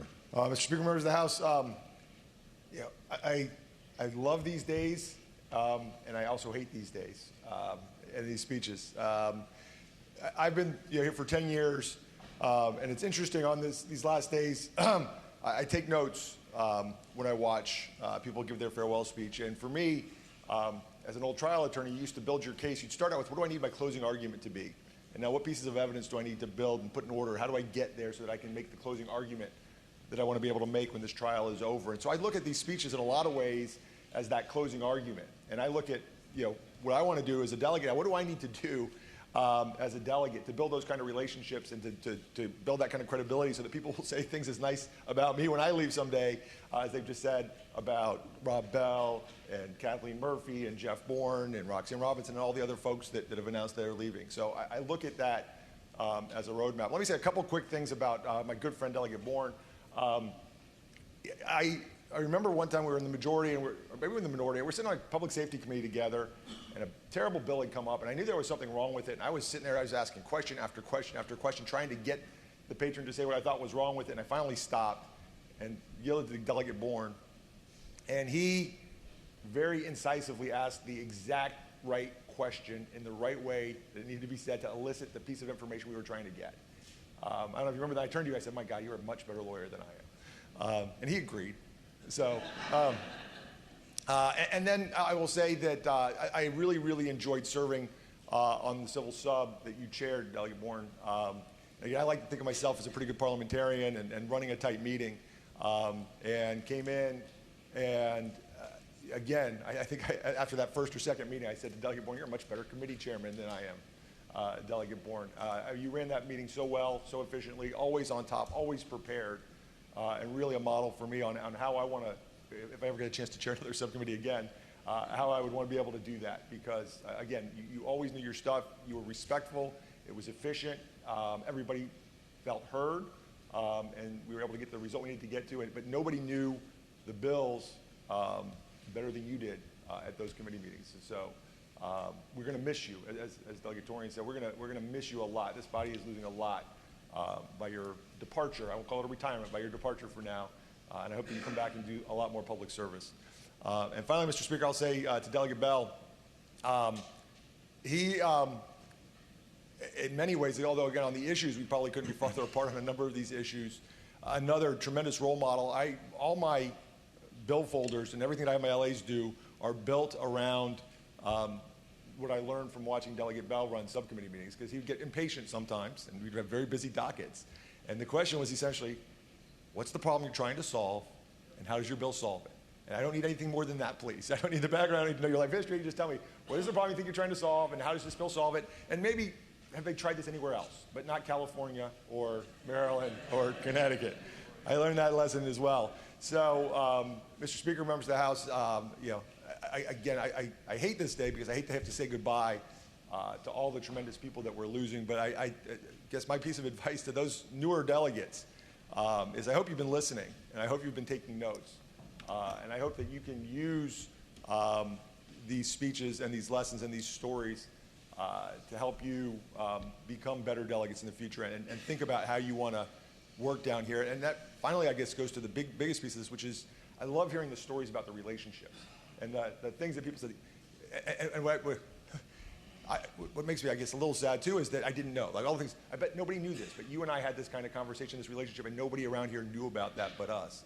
I think more of us should get to know each other that way, and we should share these stories with each other and build those relationships. And I think we'd all be better off for it. And so I just wanted to say, thank you and goodbye to all of those that are departing. I've learned a lot, and hopefully I'll become a better legislature for having worked with all of you. Thank you, Mr. Speaker.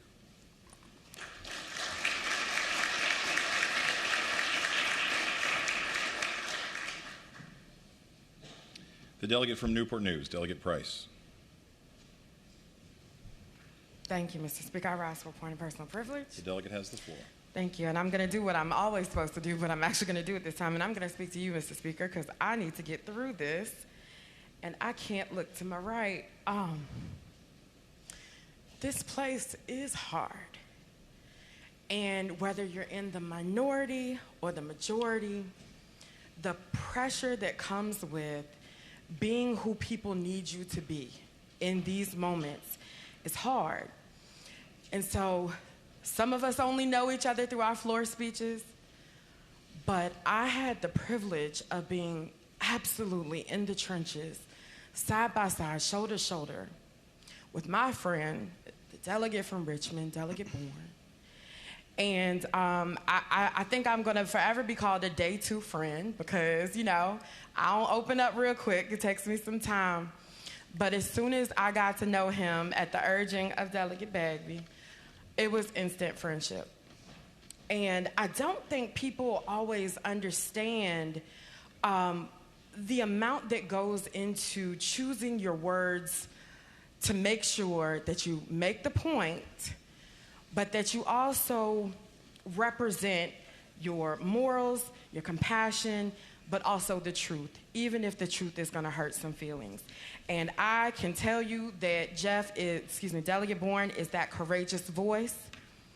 Standing with you on the conversation about redistricting will be one of the highlights of my life, because your courage gave me courage.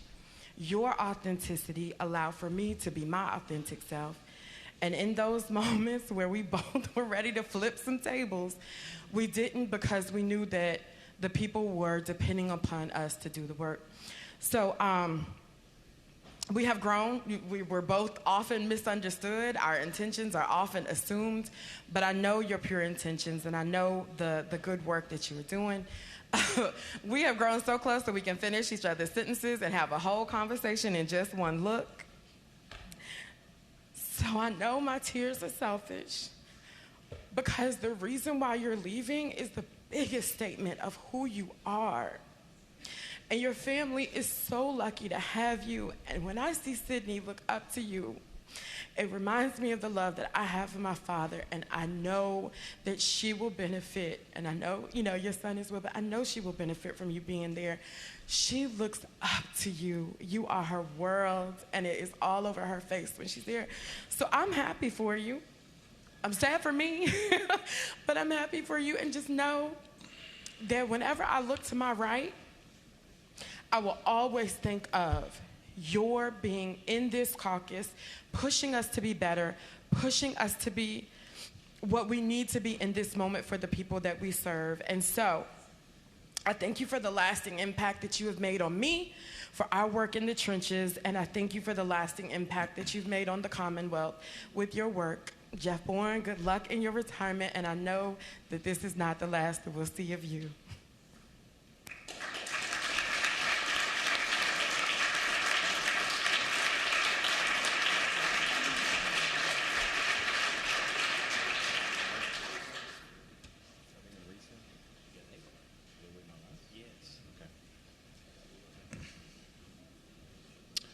Senate's waiting on us, folks. The delegate from Henrico, Delegate Bagby. Mr. Speaker, I rise for a point of personal privilege. The delegate has the floor. Mr. Speaker, let him wait. I'm sorry. Mr. Speaker, I saw so many folks stand up and recognize my brother.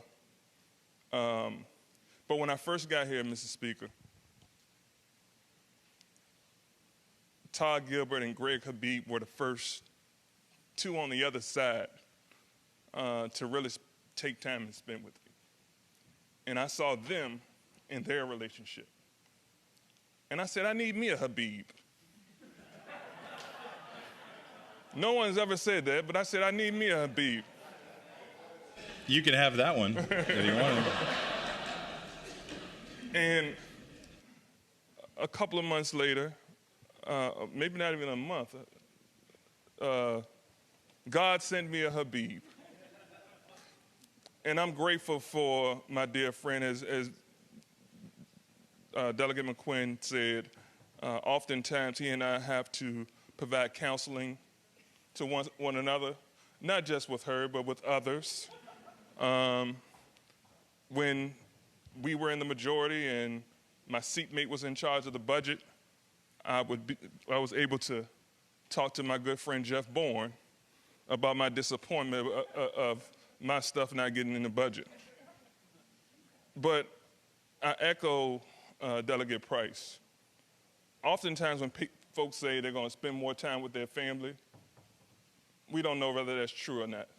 But if you have ever spent time with the Bournes, and I'm so happy that my wife and I had some time to spend with them this weekend, if you have ever spent time with the Bournes, you know their love is true. The husband and wife, the children, the love is true. And I'm so grateful not only for the friendship that we've developed, but the family friendship that we've developed. and I'm grateful that will continue. And I'm also grateful that and confident that your service in this community will continue, whether it's elected, selected, appointed, whatever it may be. And I appreciate you always having my back, and I will always have your back. And so I know it's been long, but I couldn't let the day go on without saying thank you, Delegate Bourne and family, for your service.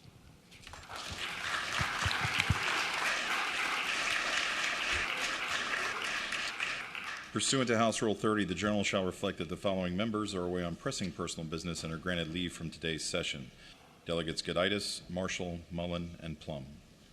The clerk will call the calendar. Calendar for today, Saturday, February 25th.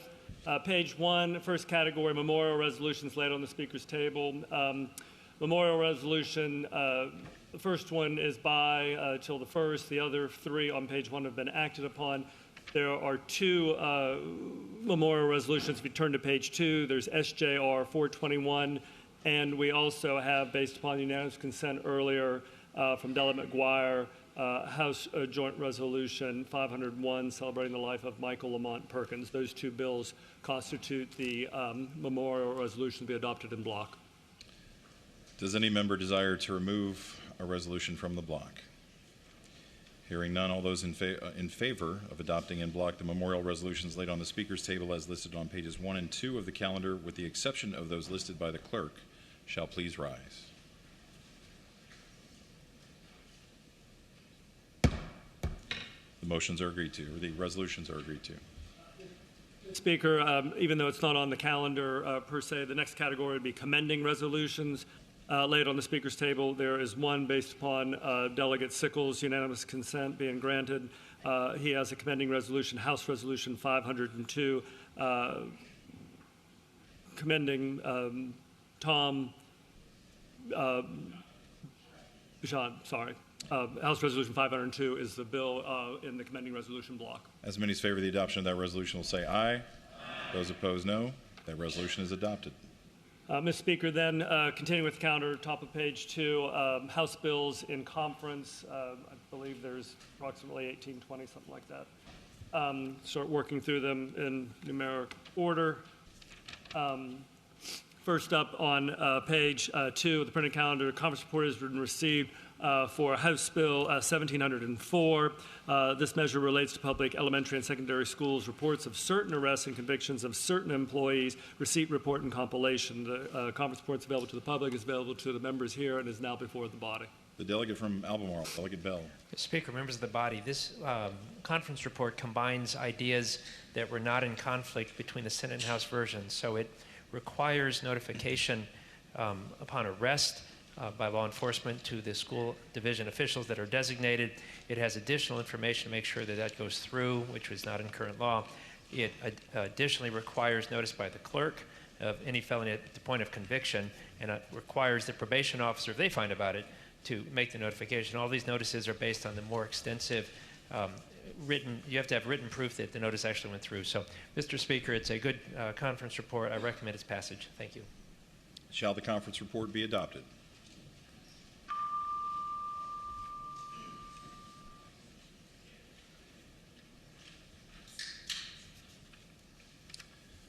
The clerk will close the roll. Ayes 95, no 0. Ayes 95, no 0. The conference report is adopted. Going to page 3, conference report is received for House Bill 1840. House Bill 1840 relates to Eastern Virginia Medical School, establishment of the Eastern Virginia Health Science Center at Old Dominion University. Conference report is available to the public, available to the members. It is now before you. The delegate from Virginia Beach, Delegate Knight.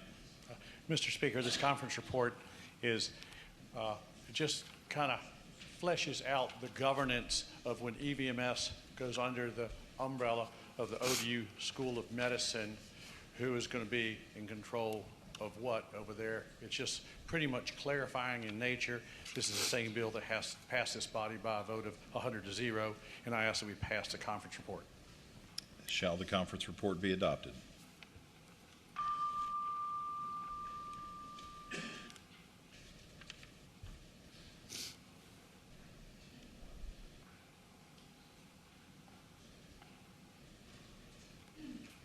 Clerk will close the roll. Ayes 95, no 0. Ayes 95, no 0. The conference report is adopted. Over on page 5 of the printed calendar, conference report's been received for House Bill 2193, which relates to income tax, rolling conformity. Conference report's been available to the public. It's available to the members as well, and is now before you. The delegate from Roanoke, Delegate McNamara. Thank you, Mr. Speaker. The conference report to HB 2193 has a few minor changes in the way we determine de minimis changes in the tax code. Specifically, we had a threshold of $10 million. When it left this body, the threshold is at $15 million. We have also added a cumulative threshold of $75 million, which did not exist in our version, to provide some additional safety. We also have indexed that number. I encourage the body to adopt the conference report. Shall the conference report be adopted?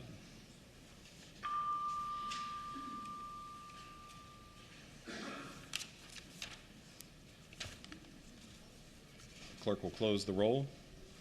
Ayes 96, no 0. Ayes 96, no 0. The conference report is adopted. Over on page 6, conference report received for House Bill 2220.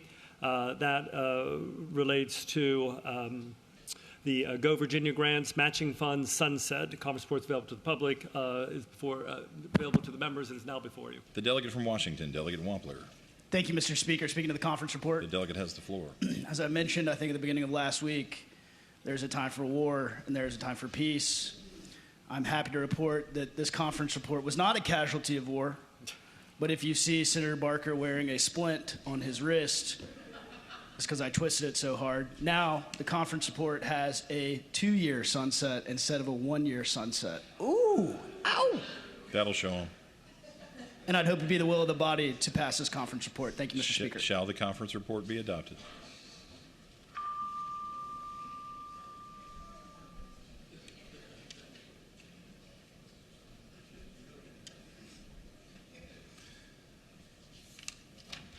The clerk will close the roll. Ayes 92, noes 4. Ayes 92, noes 4. The conference report is adopted.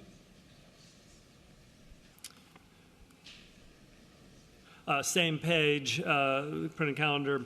Conference report has been received for House Bill 2222. This legislation relates to surgical technologists and surgical assistants practice prior to certification or licensure. Conference report is available to the public, to the members here, and is now before the body. Delegate from Chesapeake, Delegate Hayes.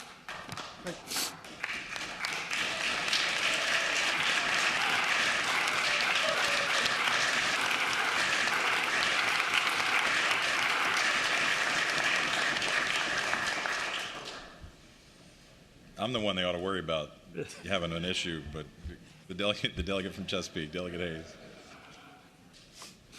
Thank you, Mr. Speaker. Speaking to the conference report. The delegate has the floor. Thank you, Mr. Speaker.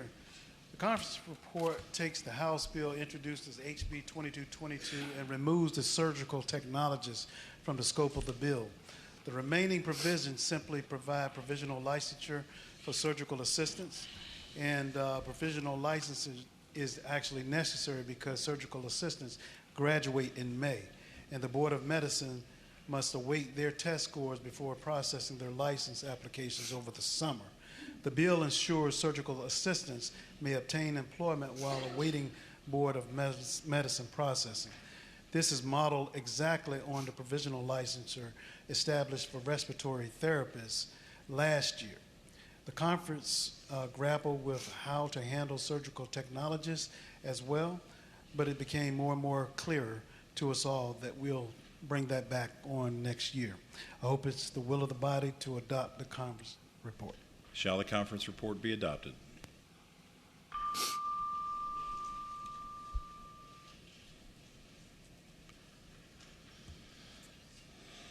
The clerk will close the roll. Ayes 96, no 0. Ayes 96, no 0. The conference report is adopted.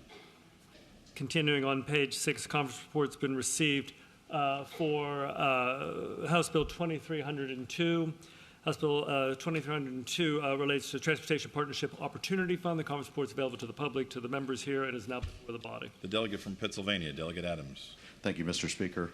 House Bill 2302 is the bill that seeks to amend the Commonwealth's Transportation Opportunity Fund to allow the governor to direct funds for transportation projects to support major economic development initiatives. The conference report reached today blends selective provisions that were previously included in the House bill and the companion bill passed by the Senate. Specifically, legislative oversight is strengthened by a notice provision that requires the Secretary of Transportation to submit a report to the chairman of House Appropriations and Senate Finance. Within 30 days, funds are directed by the governor that are in excess of $5 million. For infrastructure projects in excess of $35 million, funding must be approved as initially provided in the House bill by the Major Employment and Investment Commission. A new provision requires the Commission to complete its review within 14 days to ensure the timeliness on such projects. Additionally, the conference report includes new clauses. In the first, language was added to clarify that nothing in this legislation would alter the law on eminent domain. And the other is an enactment clause that alters a restriction on the Commonwealth Transportation Board that no project shall be undertaken primarily for the purpose of economic development. The new language changes the term primarily with exclusively. With that, Mr. Speaker, I move adoption of the conference report and passage of the bill. Shall the conference report be adopted?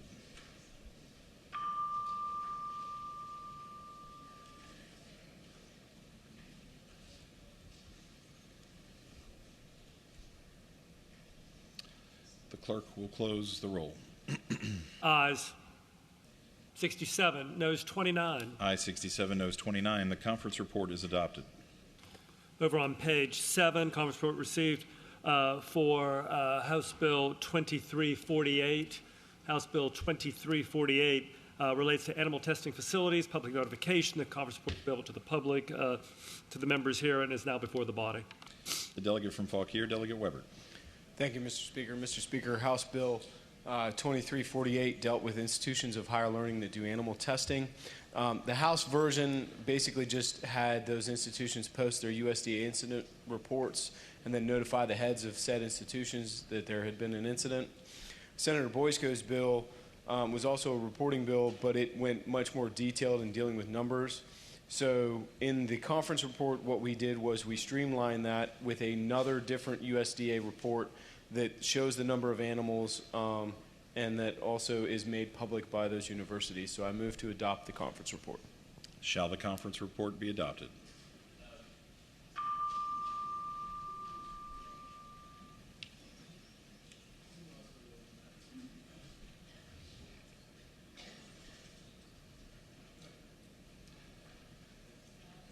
Clerk will close the roll. Ayes 91, noes 3. Ayes 91, noes 3. The conference report is adopted. Same page. This bill is House Bill 2398. 2398 by Delegate Bell. This legislation relates to sexual extortion penalties. Conference reports available to the public, available to the members here in the chamber, and is now before the body. The delegate from Albemarle, Delegate Bell. Mr. Speaker, members of the body, this bill has changed both in sort of size but not intent from what left the body. So as it left this body, you might recall this was a bill that added threatening to reveal someone's pictures, essentially revenge porn, and then using that to force them to have unwanted sex. We did it in the House version as a form of the rape statutes. The Senate preferred to do it under the extortion statutes, and so it is now in the extortion part of the code, not the rape part of the code. They also wanted to include a requirement that it be a written threat, and we went back and forth on that, and they made it very clear that is as far as they'd be willing to go. So as it is, it will be in a form of extortion and a written threat to perform it, and then the person can be prosecuted for that. I do think it's as good as it can get in this process, and I recommend its passage. Thank you. The delegate from Roanoke City, Delegate Rasool. Thank you, Mr. Speaker. Will the delegate yield for a question? Will the delegate yield? I yield. The Yes, delegate sir. yields. Mr. Speaker, I would ask the delegate from Albemarle, is this a Christmas tree bill? Oh, no. No, I think this is a This is a very specific part of the code. I understand the gentleman's point. Thank you. Thank you, Mr. Speaker. Goes too far, doesn't go far enough. Shall the conference report be adopted?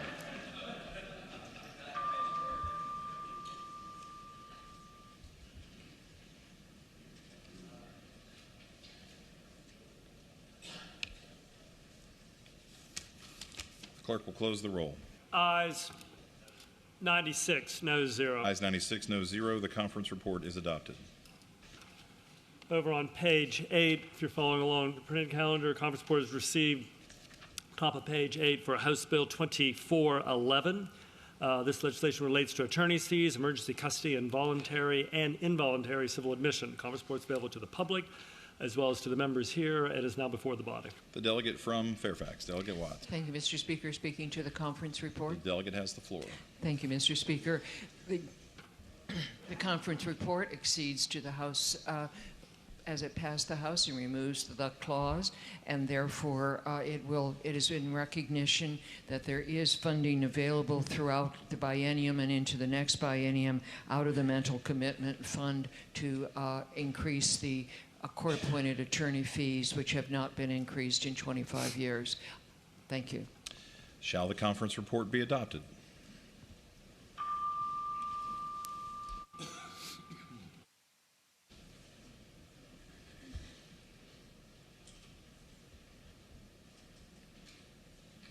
The clerk will close the roll. Ayes 95, no 0, abstentions 1. Ayes 95, no 0, abstentions 1. The conference report is adopted.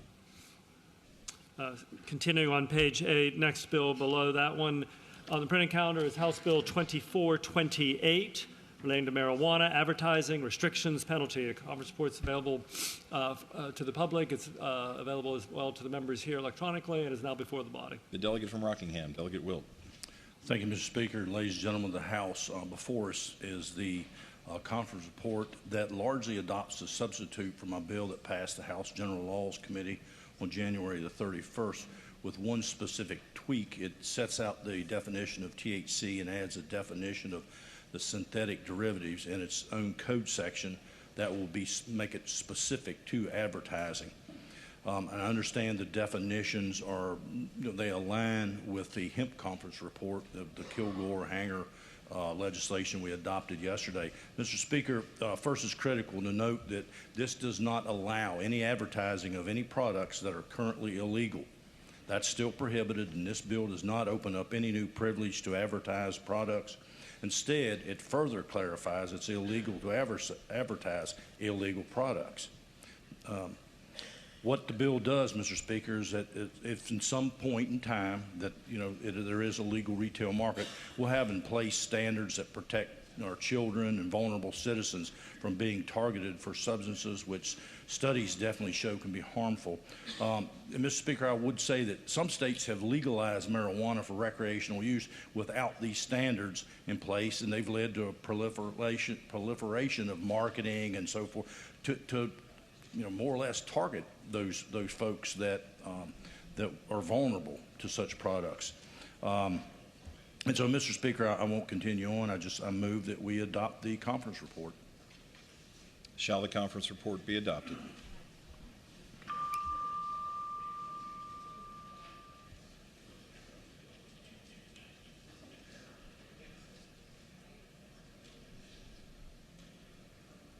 The clerk will close the roll. Ayes 92, no 0. Ayes 92, no 0. The conference report is adopted. Going to the next category, the calendar, Senate bills in conference. Senate bills in conference, page 9 of the printed calendar, conference report received for Senate Bill 821. Senate Bill 821 relates to reports of certain arrests and convictions of certain individuals to Division Superintendent's Employment Verification, Method of Submission, Compilation. The conference report is available to the public online. It's available to the members here in the chamber and is now before the body. The delegate from Albemarle, Delegate Bell. Mr. Speaker, members of the body, this is the Senate version of the bill we voted on about 3 minutes ago with regards to notice to schools. Unless I'm mistaken, it passed unanimously, and I move its passage. Shall the conference report be adopted?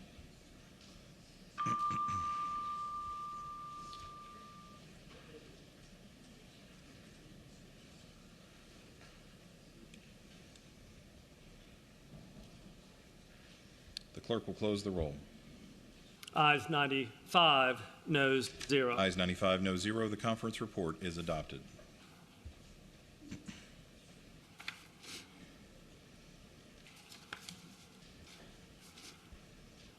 Mr. Speaker, continue with calendar over on page 10. Conference report was received for Senate Bill, top of the page, 1106. Senate Bill 1106 relates to Transportation Partnership Opportunity Fund. The conference report is available to the public, to the members here, and is now before the body. The delegate from Pennsylvania, Delegate Adams. Thank you, Mr. Speaker. Senate Bill 1106 is the companion to House Bill 2302 that I just previously described. I would ask the body to adopt the conference report and pass the bill. Shall the conference report be adopted?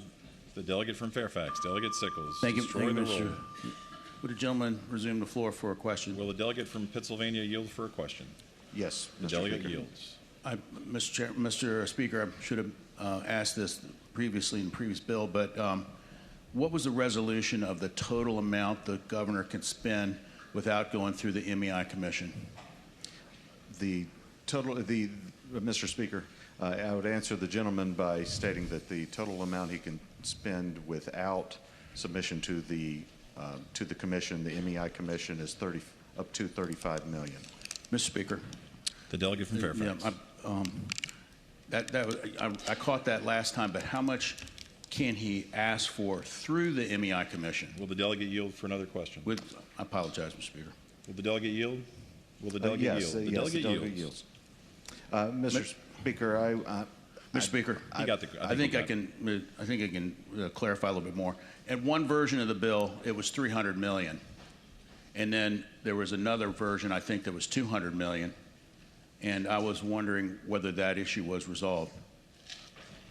Well, I do, Mr. Speaker, answering the gentleman, I do not believe that in the final version of the bill that there's any change in the total amount that can be used. And so if that amount was $200 million, I believe that may be where we are. Mr. Speaker, I'm speaking to the bill. The delegate has the floor. Mr. Speaker, the Senate version, I believe, had $200 million. They had reduced it to $200 million. That if it's above $35 million, as the gentleman said, but less than $200 million, it would have to go through the MEI Commission to be approved. But the reason I voted no on this the last time, and will continue to vote no, is that I don't want our branch of government giving up any power to the executive branch. We've made it 400 some years here without this being a problem. I think that we've been responsive to the needs of the executive branch when they have a economic development project that needs to be moved quickly. And so my no vote is for the legislative branch. Thank you, Mr. Speaker. The delegate from Pennsylvania. Mr. Speaker, just addressing that last concern, I believe the reason for the legislation is precisely because it has come up in issues where we have major economic development opportunities that need attention to the related infrastructure and transportation infrastructure. And right now, the process is simply too long to address some of the urgent needs that investors need resolved. And for Virginia to stay competitive and be competitive, we need this for the future. And I would ask that the members continue to support the bill. Shall the conference report be adopted?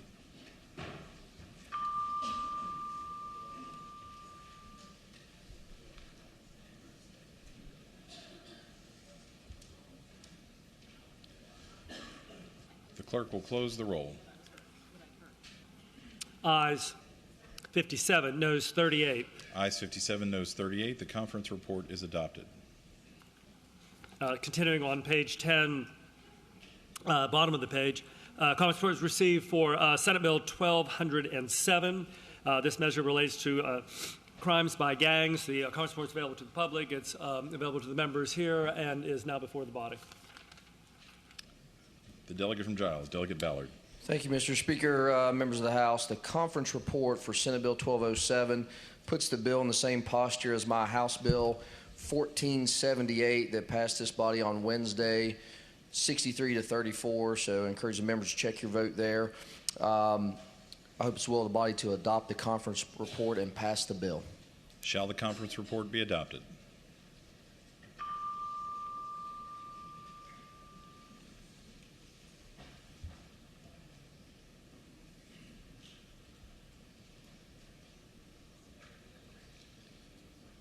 The clerk will close the roll. Ayes 56, noes 39. Ayes 56, noes 39. The conference report is adopted. Over on page 11, next bill up is Senate Bill 1211. Senate Bill 1211, affirming the Commonwealth's support for merger between Eastern Virginia Medical School and Old Dominion University, and to direct such institutions to provide deliverables relating to such merger for presentation to the Governor and the General Assembly. Report, the conference report is available to the public. It's available to the members here and is now before the body. The delegate from Virginia Beach, Delegate Knight.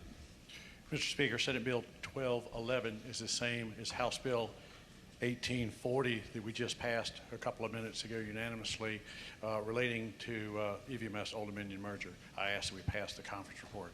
Shall the conference report be adopted? The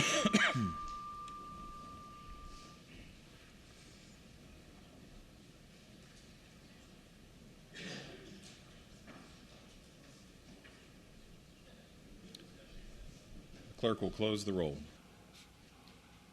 Ayes 92, no 0. Ayes 92, no 0. The conference report is adopted.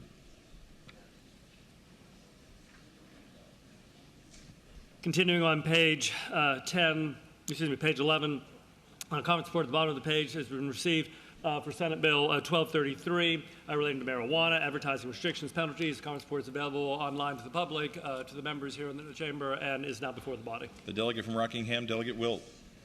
Thank you, Mr. Speaker. Ladies and gentlemen of the House, before Senate Bill 1233, the conference report is the same as the one we just did on the marijuana advertising. I move that we adopt the conference report. Shall the conference report be adopted?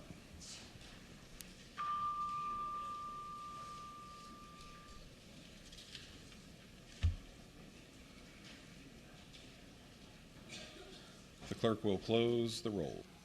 Ayes 93, no 0. Ayes 93, no 0. The conference report is adopted.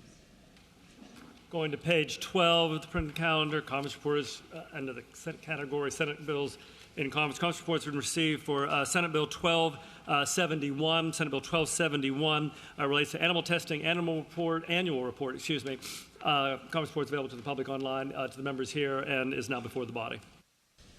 The delegate from Fauquier, Delegate Weber.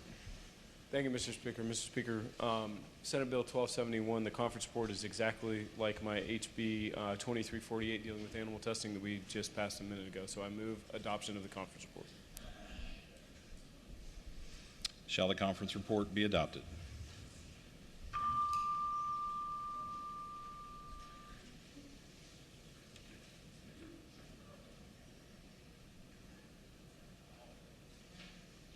The clerk will close the roll. Ayes 90, noes 3. Ayes 90, noes 3, sorry. Ayes 90, noes 3. The conference report is adopted. Continuing on page 12, Senate Bill 1289, conference reports were received for that. This legislation relates to the Virginia retirement system, school bus drivers, return to employment. Conference reports available to the members, to the public online, is now before the body. The delegate from Chesterfield, Delegate Coiner. Thank you, Mr. Speaker. Senate Bill 1289 is identical to the House version of the VRS bill that we passed yesterday. I move that we accept the conference report. Shall the conference report be adopted?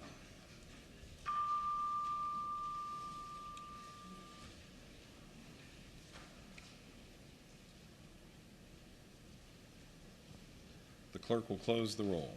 Ayes 95, noes 0. Ayes 95, no 0. The conference report is adopted. Over on page 13, conference report has been received for Senate Bill 1405. It relates to income tax, rolling conformity legislation. The conference report is available to the public, to the members here, and is now before the body. The delegate from Roanoke, Delegate McNamara.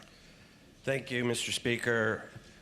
Senate Bill 1405, the conference committee report, makes it identical to the House Bill 2193 that we passed a few minutes ago. I ask the body to approve the conference committee report. Shall the conference report be adopted?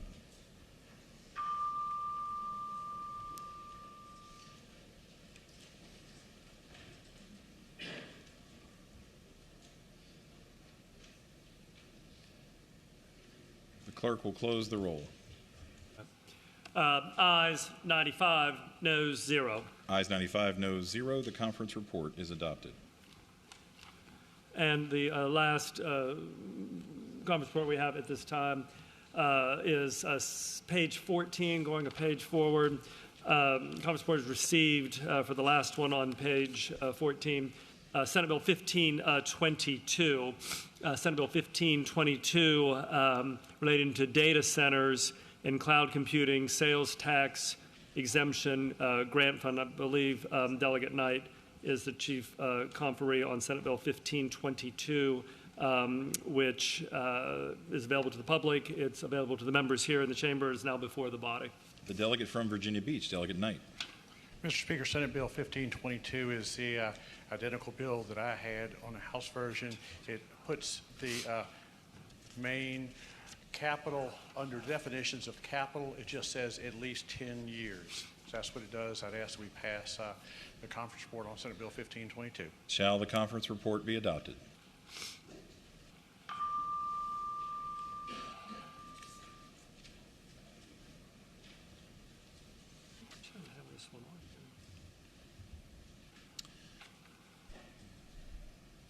The clerk will close the roll. Ayes 78, noes 14, abstentions 1. 78, noes 14, abstentions 1. The conference report is adopted. Ms. Speaker, for the conference reports that we've received and that are in the proper posture for the public transparency and for the members to be able to access, we're at a stop point right now, sir. All right, the House is going to return to the morning hour. The delegate from Prince William, Delegate Munden King. Thank you, Mr. Speaker. I'd like to request to return to the first morning hour. The delegate has the floor. Thank you, Mr. Speaker. For the last, I rise with a motion, and I'd like to speak to that motion. The delegate has the floor. Thank you, Mr. Speaker. For the last year, many in this body have heard me talk a lot about Mia's Law, a bill to protect apartment renters that is headed to the governor's desk for his signature, thanks to many in this body. While I've often talked about Mia's Law and its potential to save lives, today I rise to talk about the angel who inspired this law. Born on April 26, 2002 at 124 to parents Marlon and Ema, Mia was a baby sister to Marlon and a beloved granddaughter. She was known as a beautiful baby with a calm spirit, especially once she had her pacifier and blanket with her. And this stayed with her throughout her life. From very early on, Mia became a Jane of all trades. She took an interest in modeling, pageantry, cheerleading, dancing, horseback riding, and so much more. Mia excelled in everything she set her mind to, going on to win numerous awards and championships. She graduated high school in 2020 in the midst of the COVID-19 pandemic, and shortly after, her dreams came true when she was accepted to the University of Central Florida. No matter what it was, Mia put her all into everything that she did. She took joy in entertaining a crowd. Her facial expressions, body language put people at ease. And while she was known to be shy on a regular day, when it was showtime, she transformed into a whole new person. All of the shyness and fear disappeared, and her mother says she opened up like the butterfly that she was. Mia could light up any room. She had a magical way of bringing joy to every room she walked into. No one who met her could forget her smile. Her laugh warmed a room and brought life to the most boring activities. It was infectious. Mia wanted to help whoever she could in any way that she could. This was who she was. Though Mia's life was cut short, her impact will live on here in this Commonwealth through Mia's Law, through the Mia Marcano Foundation, through her mother's love, through her father's joy, Mia is deeply missed every single day. So when the House adjourned today, I move that we do so in honor of a bright and shining butterfly, Mia Marcano. Delegate Munden King moves that when the House adjourns today, it adjourn in the honor and memory of Mia Marcano. As many as favor that motion will please rise. The motion is agreed to. The delegate from Scott, it's Delegate Scott instead of the delegate from Scott. The delegate from Scott, Delegate Kilgore. Mr. Speaker, I move that the House stand in recess until 2:25. The delegate from Scott, Delegate Kilgore, moves that the House stand in recess until 2:25 p.m. As many as favor that motion will say aye. Those opposed, no. The House stands in recess until 2:25 p.m. Meeting immediately upon the recess in House Room 2.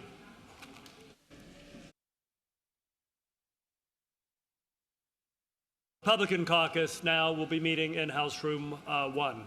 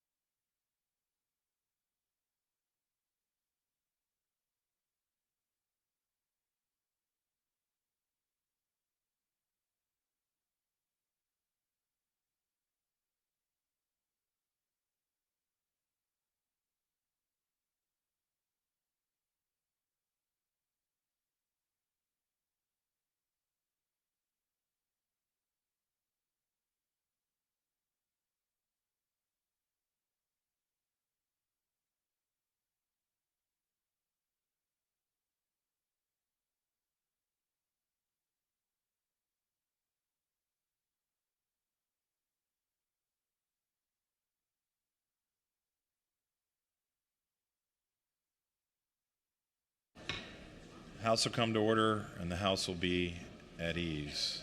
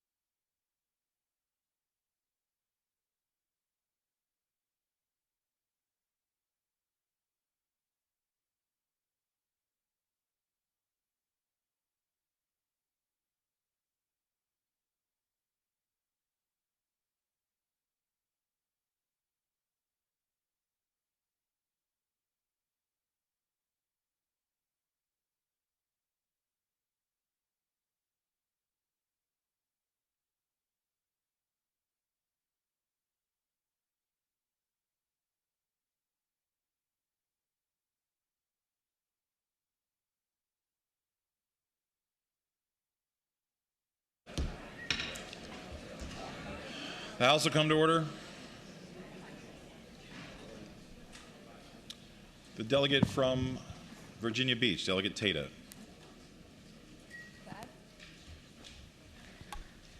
Mr. Speaker, I rise to request unanimous consent to introduce 2 commending resolutions that are past the deadline.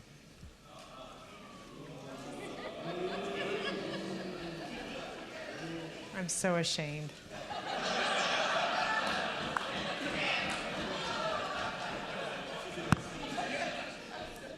As many as favor granting unanimous consent will say aye. Those opposed, no. Unanimous consent is granted. The delegate from Westmoreland, Delegate Ranson. Thank you, Mr. Speaker. Rise for a request. The delegate will state it.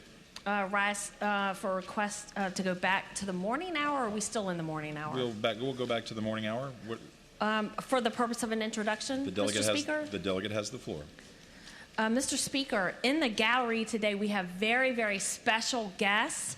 We have the family of the Honorable Armstead Nickens family. They are here, and I would ask the family to please rise on behalf of their great-great-grandfather, on behalf of their great-great-uncle.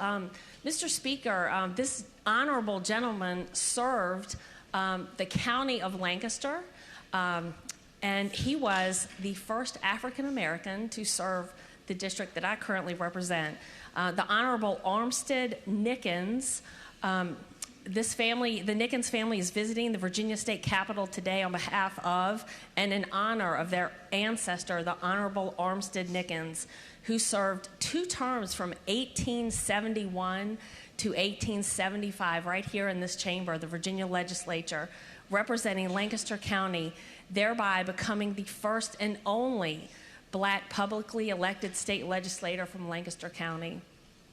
Having taken the oath in December of 1871, the Honorable Nickens worked diligently for the interest of all citizens of the county, including being an early advocate of what decades later became the Downing Bridge, which many of you may cross, connecting the Rappahannock River from Tappahannock to Richmond County.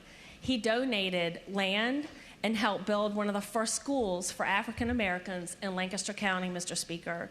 In 2015, the Virginia General Assembly, Dr. Martin Luther King Jr. Memorial Commission recognized the Honorable Nickens with other Reconstruction-era African American legislators right here at the Virginia State Capitol. On October 15th in 2022, in Lancaster, Virginia, a historical highway marker was erected to celebrate the historical achievements and lifetime commitment to education, public affairs, and civic duties for all of the citizens. And it was also proclaimed the Armstead Nickens Day throughout Lancaster County, as declared and resolved by the Lancaster County Board of Supervisors. And we have one of those Board of Supervisors members here with us today. Mr. Speaker, the family is visiting the Capitol from Maryland and all over the Commonwealth of Virginia. We have a young person, also an ancestor of his, with us. And I would ask that our body and you, Mr. Speaker, give them a warm welcome here today.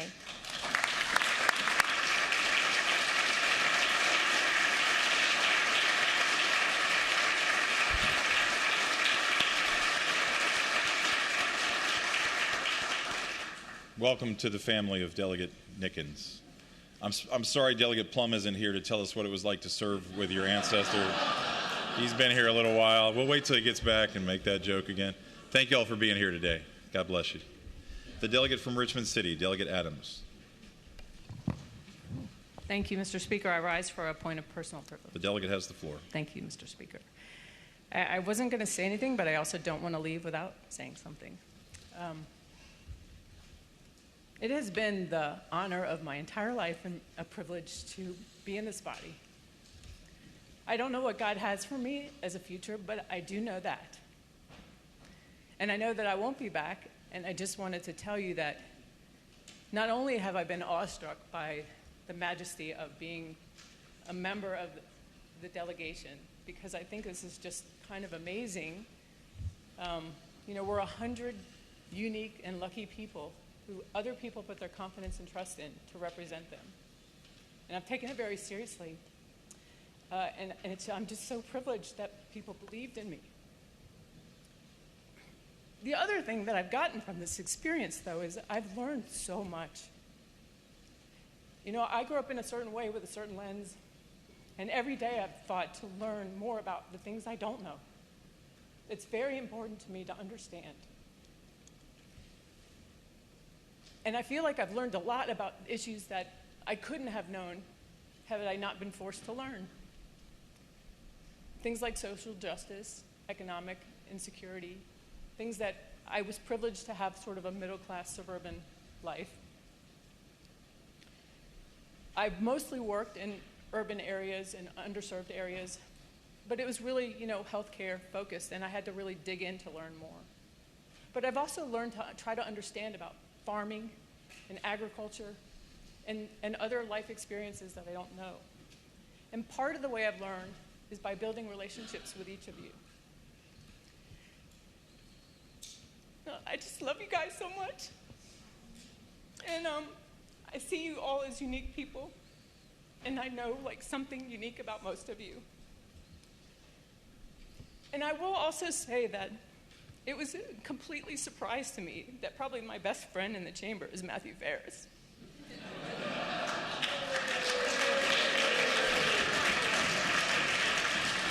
And of course, he's not here. Well, you're not doing your job. See, you're supposed to help us with this. We couldn't be more different, and yet I think we have very similar hearts. So I thank every single person that has taught me. There's so many of you. And I thank you, Mr. Speaker, for the honor of being able to say, too, that I think the clerk staff and the DLS staff and the IT staff is just astoundingly good. And having worked in other parts of state government, I wish that the IT department could run the rest of the government. Thank you, Mr. Speaker.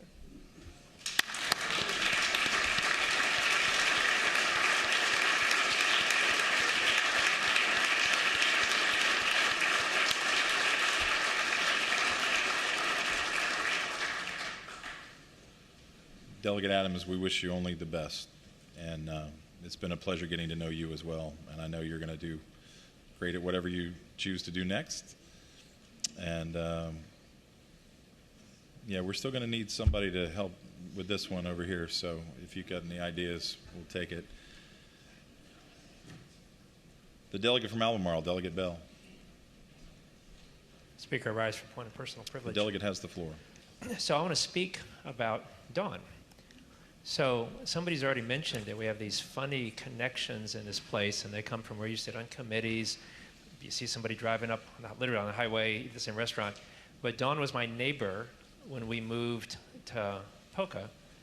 And with no more connection than that, and I assume everybody's had some of these, you just spend time with the people. It's working late, and you walk in their office, and you chat. And what I think was the most important observation from someone, and obviously we come from different districts, different parties, was how profoundly she cared about what she cared about. I mean, down to her soul. And she wasn't working a bill. She was working ideas and things she cared about and really trying to figure out where you're coming from and is there some common ground? Is there something we can do? And you probably don't know this, but how many of those I then took up to other people and the speaker and other committee chairs and say, there's this idea she's working on. And I have no doubt that you care more about your bills and topics than most of us care. You care more about everything than most of us care about anything. And the body will miss you. I think both your background is unique, but also your commitment to your causes, even when we disagree, was noteworthy, exceptional, and something Virginia needs. Thank you for your service.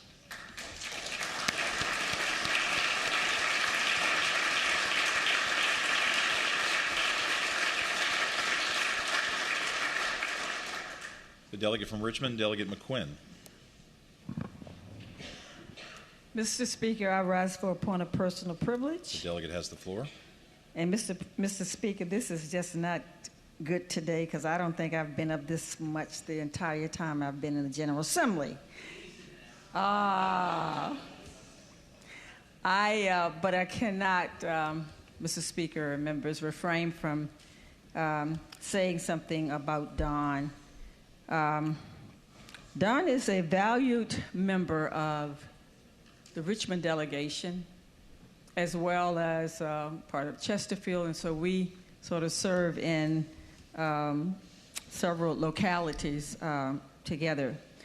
But Don has been one that her passion and commitment to the work that has been assigned to her in many ways has been, in terms of the way she's handled it and dealt with it, as certainly Delegate Bell has just said, it's just been amazing. She takes those bills and the issues, and she turned them inside out, upside down. She flipped them over. She dissects, whatever it takes to really to understand the bill, to be able to articulate it and to share it with others in terms of her understanding. And I think she has done that for certainly the Democratic caucus. She's been amazing in how particular as it relates to issues about health care. I mean, all of us remember last year with the marijuana bill. I mean, it is things that sometimes the depth of her understanding and the way she shares it has been certainly of great value to us. And it's things that we would not know. Many of us would not know unless you're doing just a lot of research to understand to the level in which she does. But her willingness to also share it. Don and I've had many conversations about many things, and I know she's been on a journey for a while and seeking certain things. And you know, I say to her, she's one that I've grown to love and care about and just so fond of. I thank her for her service. I thank her for what she has done to make other people's lives, enhance the quality of life for others. And we appreciate you. And you too will be sorely missed. I mean, it is just a wealth of knowledge and institutional knowledge that's going to be leaving this chambers as people exit and move on to higher grounds. But once again, as I said to certainly Delegate Bourne and Bell and others who are leaving, you know, you don't leave out of this kind of space and step back. You're elevated to a greater place, and so I always think for you and others, the best still is yet to come. Thank you for the service, and God bless you. Thank you.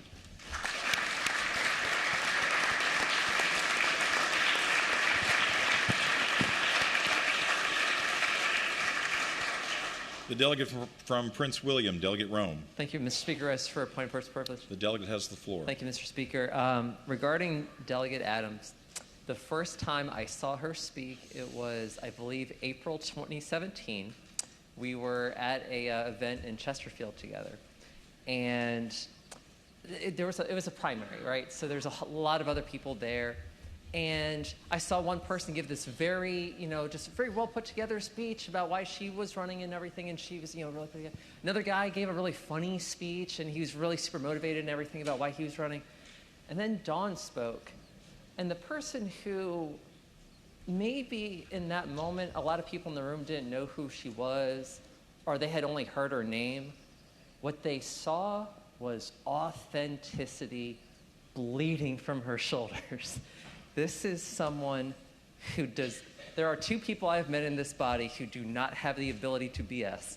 It is Delegate Adams and Delegate Murphy. They will tell you exactly what they think, when they think it, and how they think it, without any regard.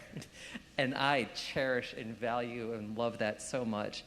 And in Delegate Adams' case, I remember she broke down during that speech, and she just put her heart out there and won over the room, not by being a quintessential politician, but by being herself. And then when we got here, she was so kind. Her and Maggie put me up at their house for our first year. And on some days here where we've had the big victories, like when we got the Virginia Values Act done, Dawn was the first person I went to hug. And after she gave her speech just a couple of weeks on the floor here, where it was a lot harder, I had to give her a hug then too, because unless you're different like her and me, Mr. Speaker, it can sometimes feel really, really lonely, even when you're in a group of 100 people. It can sometimes feel like, hey, you know, there's a lot of people here who really care. There's a lot of people who, you know, they're friendly to you. They're going to be your friends. They're your colleagues. But they just might not be able to really understand what it's like to go through your day-to-day. And when I sit at this table and I get to look over at my friend from Richmond, I know there's someone who cares and someone who understands. And I'm going to miss you so much, not just as a member of this house, but I hope to see you around here for a long time to come.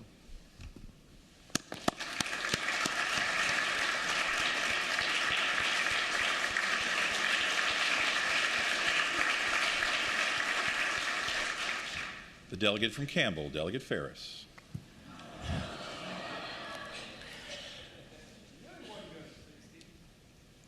Mr. Speaker, I'm like Chairman Torian now. It's been a tough few days around here. And I was in the back, and I heard Dawn start, and I said, dang. So she was talking, and somebody came out and said, did you hear her call your name? And I said, well, yeah, I did hear it, and I thought about it, but it didn't sound right because she didn't have a D, a few letters, and a T behind it, because that's how she referred to me a lot of times. Mr. Speaker, as odd as it may sound, I really valued her trust, her honesty, her wisdom on this floor and in committees, late at night. During the summer, called me and be talking about stuff had on her mind. Mr. Speaker, we've lost, we've lost some really sweet people yesterday and today, some not so sweet, but really you and I know he is sweet. But this gets worse and worse, doesn't it? It really does, and I feel like I'll be friends with all of you that are leaving, but I know I'll be friends with Dawn. Thank you.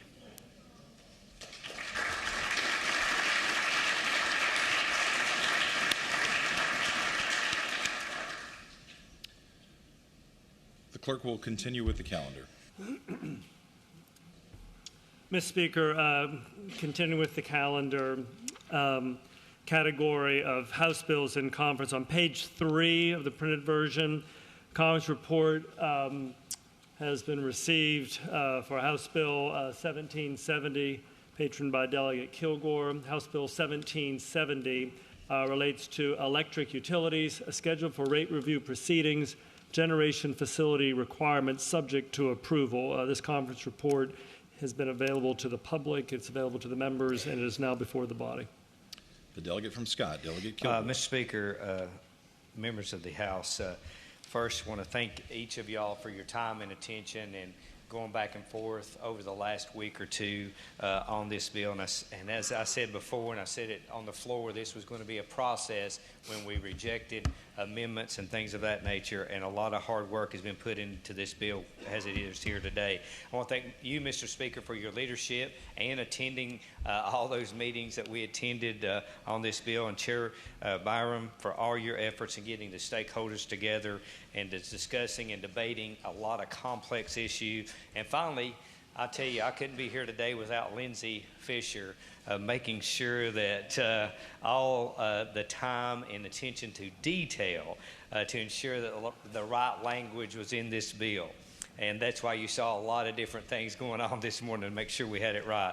What we got here today, though, finally, is a good, well-rounded deal, a deal that's good first and foremost for Virginians, and a deal that's good for Dominion, a utility whose health that we need to deliver energy reliability, and also to keep them as one of our largest companies and employers. And as you know, for reasons outside of our control, we have to deal with energy prices and attempt to mitigate those prices. And I think we've accomplished that in this bill. Because of this bill, the residential rate will go down by $6 to $7 a month. For high energy manufacturers, the bill will go down by about $15,000 per month. Those are meaningful savings. Additionally, we worked on the fuel securitization, which will help us avoid approximately $17 increase that would have otherwise occurred in July. Beyond the near-term savings, this legislation delivers. It takes that meaningful steps that a lot of you all in this House have been looking forward to and putting in time and putting in year after year after year, and that's finally delivering oversight of utilities back to the State Corporation Commission. Dominion will now be subject to biennial reviews, bringing them in more often for rate changes, and the full the State Corporation Commission is now going to have full discretion over what the utility is allowed to earn, and that is going to be restored in 2025. And there's additional accountability imposed also through the implementation of a performance-based earnings framework, and increased ratepayer protections to a number of other items like removal of customer credit reinvestment offsets and reformed over-earning constructs, which really gives more money back to ratepayers. We are confident that all will be comfortable that this is a big win for ratepayers, and it's going to bring a different regulatory oversight to this utility and put this utility back to the State Corporation Commission. Hope it be the pleasure of the House to adopt the conference report. The delegate from Fairfax, Delegate Sullivan. Thank you, Mr. Speaker. Speaking to the conference report. The delegate has the floor. Thank you, Mr. Speaker.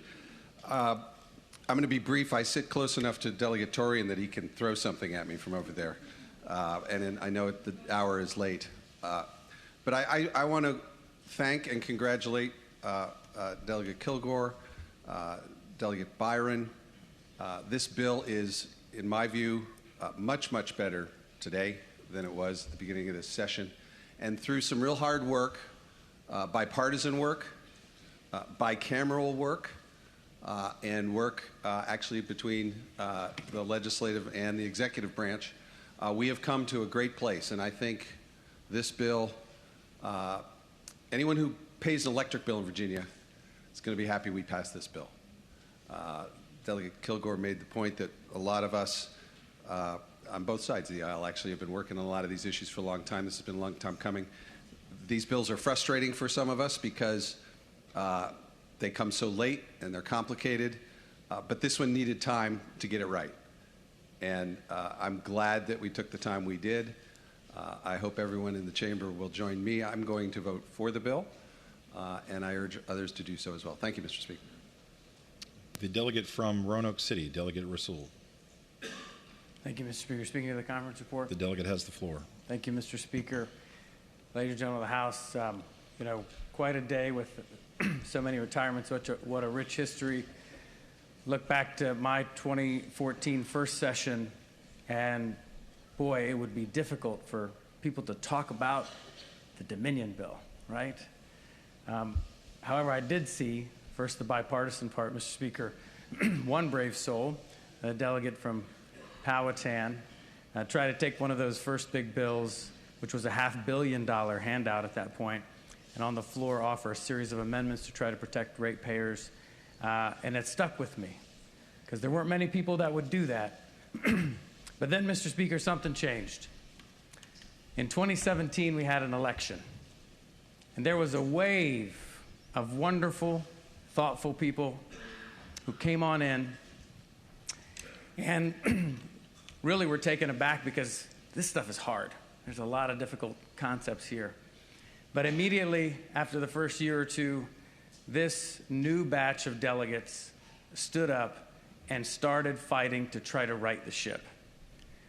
While there are a couple of provisions in this bill that still give me a little bit of heartburn, I want to say that there are a lot of good things in this bill, though, that wouldn't be possible without this great batch of folks who came in, especially a bunch of new Democratic delegates, who stood up and said, enough is enough, we're going to change the conversation. It's going to be okay to challenge the monopolies to make sure that we're protecting the ratepayers.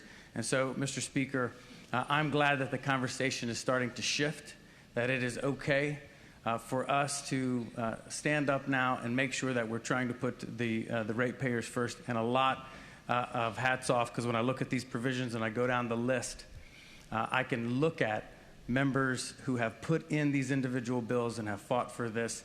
And hopefully, Mr. Speaker, in the end, the ratepayers will start to feel some of the benefit. Thank you, Mr. Speaker. The delegate from Charlottesville, Delegate Hudson. Thank you, Mr. Speaker. I rise to speak to the bill. The delegate has the floor. Thank you, Mr. Speaker. I want to echo the sentiment from the delegate from Roanoke City. I'm going to be supporting the bill today as well. And if you told me that on the first day of today's session that we'd have this draft before us, even this wide-eyed optimist would have been surprised. But I'm reminded, Mr. Speaker, of what Victor Hugo wrote in The Future of Man, that nothing in the world is more powerful than an idea whose time has come. And that's where we are today, Mr. Speaker. This bill is full of good ideas that some members of this body have been championing for years. By 2025, it will restore the State Corporation Commission's rightful authority to set the rates that people pay for their electric bills. That's an electric windmill that Delegate Ware and I have been tilting at for going on 4 years. It ends the peer group rating, which is unique to Virginia, a very controversial provision. That's an idea that Senator McClellan was the first one to break the seal on. Delegate Tran has been going after Dominion's over-earnings now for years. It ends the quirky customer credit offsets that Delegate Bourne has been trying to remove. It's got RAC reform from Delegate Wilt and Subramaniam and others, and it's even got some new good ideas that haven't yet been in this body but are new this year, like incentives for reliability. I think all of us also know that our power isn't quite as stable as it should be here in Virginia. And that matters because we all have to go home and talk to a lot of people who are really concerned about the rising cost of living, and for most people, their power bill is the second biggest slice of their paycheck after housing. And so it really matters that we're doing what we can to keep those costs down. So I want to say thank you for everyone who worked sincerely to put this package together. Good ideas don't get around if you keep them quiet, and we can do a lot more good work if we keep saying them out loud. Thank you. The delegate from Portsmouth, Delegate Scott. Thank you, Mr. Speaker. I rise for a motion. The delegate will state it. Mr. Speaker, I move the pending question. Well, now, I hear that, but I think only you guys have talked so far, so do you want to withdraw the motion real quick? I will withdraw the motion. I appreciate it, sir. The delegate from Powhatan, Delegate Ware. Thank you, Mr. Speaker. I rise to speak to the measure. The delegate has the floor. Mr. Speaker, it's wonderful to hear the words about this bill, that it will make this utility subject to SCC oversight. We've gotten some of the details of it, and I won't repeat those, but for 5 years, as has been noted, I've carried, along with a number of my colleagues, legislation that would do much of what this bill provides. In essence, a legislative campaign to restore full and uncompromised SCC oversight. And for a decade, as the gentleman from Roanoke indicated, I've been waging that battle rhetorically, along with legislatively. And I think it's proved indispensable this year to have a speaker and a governor, for the very first time, a governor who shared that conviction, and that conviction that our first duty is to the customer, the little guy, the little gal who pays that bill every month. This bill ratifies by echoing the efforts of a lot of you, as has been mentioned, along with Delegate Sullivan and Congresswoman-elect McClellan and myself this year, with the Affordable Energy Act, and it ensures a full segue to SCC oversight. This is really and fundamentally about restoring public trust in utility regulation. It recognizes a new direction, the new road which is taken in public utility regulation. I will look forward to supporting this measure. The delegate from Bedford, Delegate Byron.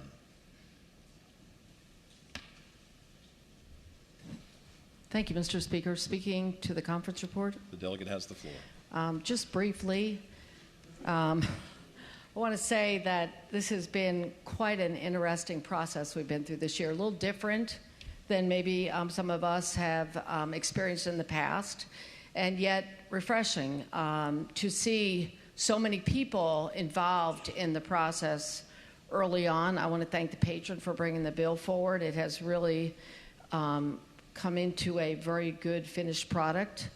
I think by having the industry at the table, who certainly is very important because electricity and reliable electricity is very critical to our industry, and we also bear the costs of what industry has to pay directly through the products that we get through them. The environmentalists were there to be a part of this discussion, the Attorney General's office, the Governor's office, leadership, State Corporation Commission, and most importantly, the consumer, through those of us that were sitting there representing each and every one of them and looking at the cost of electricity. You know, it's a very complicated issue. I think probably just 2 years ago, thinking about words like collar, you know, it's not collar when it comes to electricity, isn't part of your shirt. And a rack has anything to do with a deer. These are all terms that are used in the electricity market. And they're complicated issues, and some people still don't know what they mean.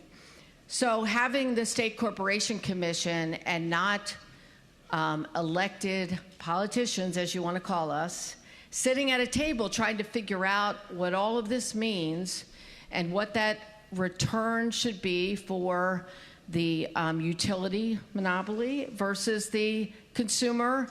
And then the cost of all of that is critical, that we have people that are charged with that duty and that are charged to have that oversight and make sure that they are the ones making the decisions and not us year after year after year.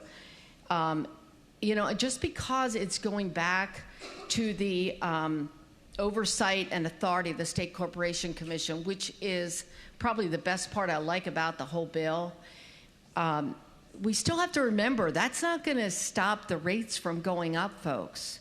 There's a lot of things happening in the next decade when it comes to electricity. So I'm going to ask each of you to remember it's just as important on the other side that we have all of the above when it comes to that. We need to have enough other things of clean energy. So when we talk to you about nuclear and we talk to you about hydrogen and we talk to you about other sources of clean energy, you need to remember it's going to take all of that in the future to help not only have a reliable grid, but to have the costs that our consumers need to make sure they keep the electric on. So I want to thank everyone for all the work they did, and I hope you'll support this bill. Shall the conference report be adopted?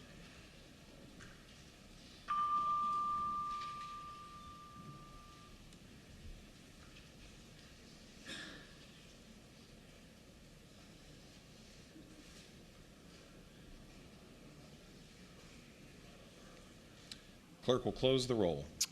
Ayes 94, noes 1. Ayes 94, noes 1. The conference report is adopted. Next conference report is on page 4, going a page ahead. Conference report received for Delegate Fillercorn's House Bill 1895. House Bill 1895 relates to non-disclosure or confidentiality agreement, non-disparagement provisions, claims of sexual harassment. A conference report is available to the public. It's available to the members here. It is now before the body. The delegate from Fairfax, Delegate Fillercorn. Thank you, Mr. Speaker. Speaking to the conference report. The delegate has the floor.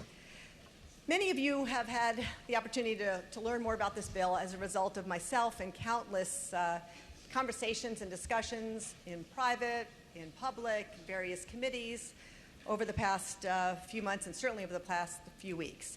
HB 1895, or as I like to call it, many of us call it Silence No More Act, basically prevents bad actors from using non-disclosure agreements and non-disparagement clauses to silence employees.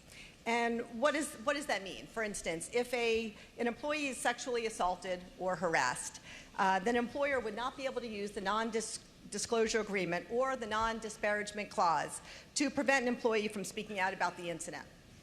It seems really common sense. We had the opportunity to hear from really passionate individuals who came in to share their personal stories.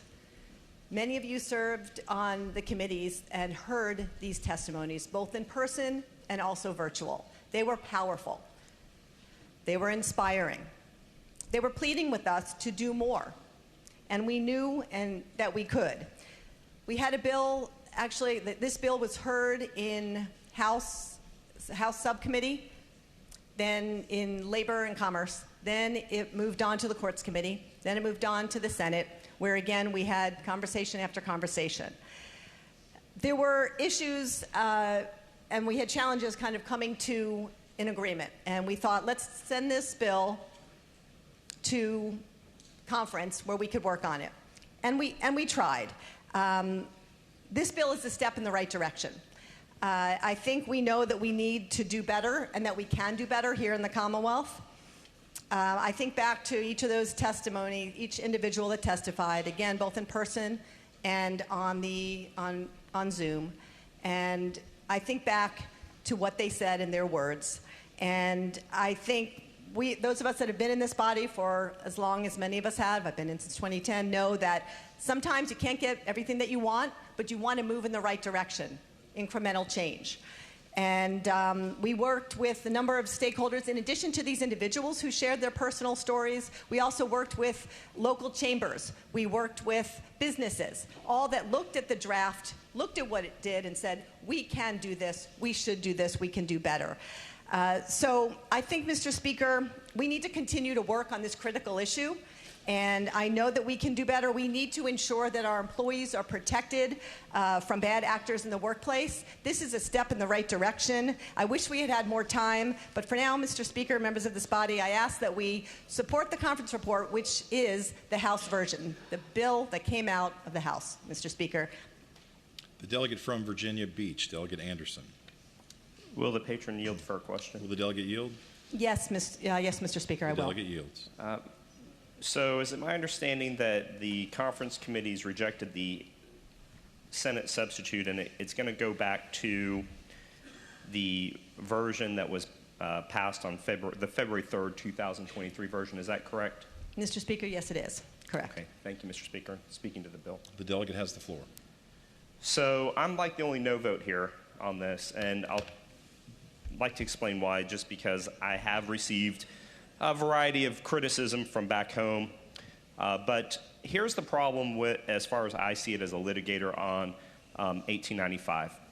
This bill is going to prohibit a victim of who was sexually harassed by their employer from selling their silence. And I think that a victim should be allowed to sell their silence if they want to. They shouldn't be compelled to. But if you're a victim of sexual harassment or sexual assault, and you want to make a monetary settlement with your employer, and your employer wants in exchange confidentiality out of that, this bill is going to prohibit that from happening. It's going to result in victims getting less money, because there are certain circumstances where victims will get paid more money if they go away, and they go away quietly. So for that reason, that's why I'm a no. I'm not suggesting anybody follow me down this rabbit hole, but I wanted to explain my no vote. Thank you, Mr. Speaker. Shall the conference report be adopted?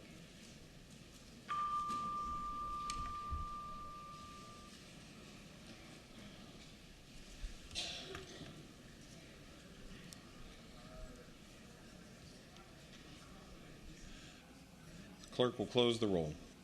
Ayes 94, noes 1. Ayes 94, noes 1. The conference report is adopted. Going to page 5, a conference report has been received for House Bill 2169.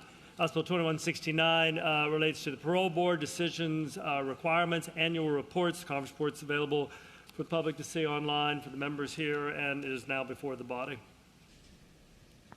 Sorry, the delegate from Patrick, Delegate Williams. Thank you, Mr. Speaker. Speaking in the conference report. The delegate has the floor. So the changes in this substitute from the bill that we actually passed in the House removes the provisions that exempted the parole board records from FOIA. It puts in general rules governing parole eligibility. Provides that a majority of the board members must vote to provide a final discharge. There will be monthly statements that must be provided on the 15th of each month following the former month's meeting. There will be an annual report that reports what the parole board has done. They shall also convene a public meeting in person or via video when conducting final deliberations and vote whether the board will grant parole. This time the prisoner or his attorney and the victim will be permitted to attend as well. It does take a majority of the board, and it does include a delayed enactment clause to July 1st of 2024. That was at the request of the parole chair so that they can work through a lot of these changes. And with that, I would ask that we move to adopt the conference report. Shall the conference report be adopted?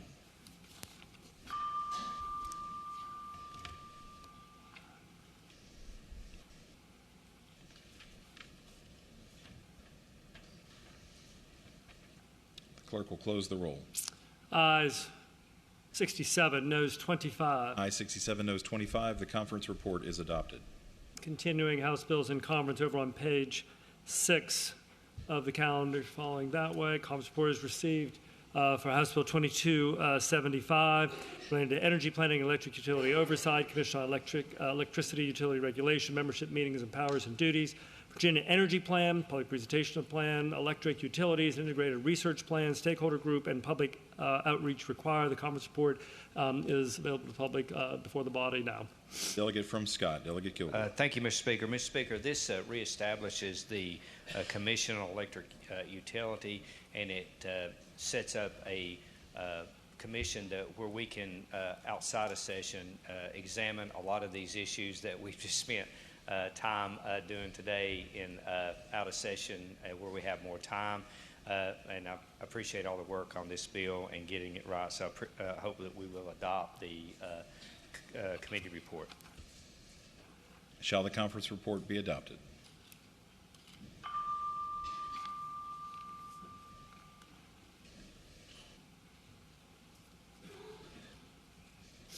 Clerk will close the roll. Ayes 93, no 0. Ayes 93, no 0. The conference report is adopted. Over on page 9, continuing with House bills in conference.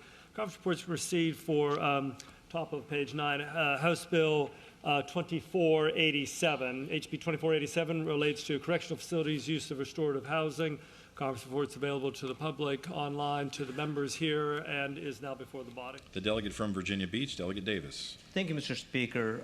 We have the conference report for 2487 in front of us, but I just would like to take a second and speak to this conference report, just to make sure everyone has an accurate understanding of what this conference report does. And I'll preface it by saying that this conference report is the identical version of this bill as it left the House. That is what's back in front of us. However, nothing irks me more than an organization who was able to sit at the table, was part of the negotiation, and then out of the blue, without talking to anyone or so much as a, hey, we're not sure we like this anymore, decides to send out a press release. Now, in their press release that they sent out, they said that all their members of their coalition are against the bill. And I found out that's not true. They may be that person may be against it, but one of the biggest members is not against it. And it seems to be a misunderstanding of what we've done here today in a bipartisan manner. And I don't mean bipartisan as in the delegate from Portsmouth and I went to prison together for a day, although we did, but a bipartisan manner as those who helped work on this beforehand. Delegate Hope has carried this water longer than I can count.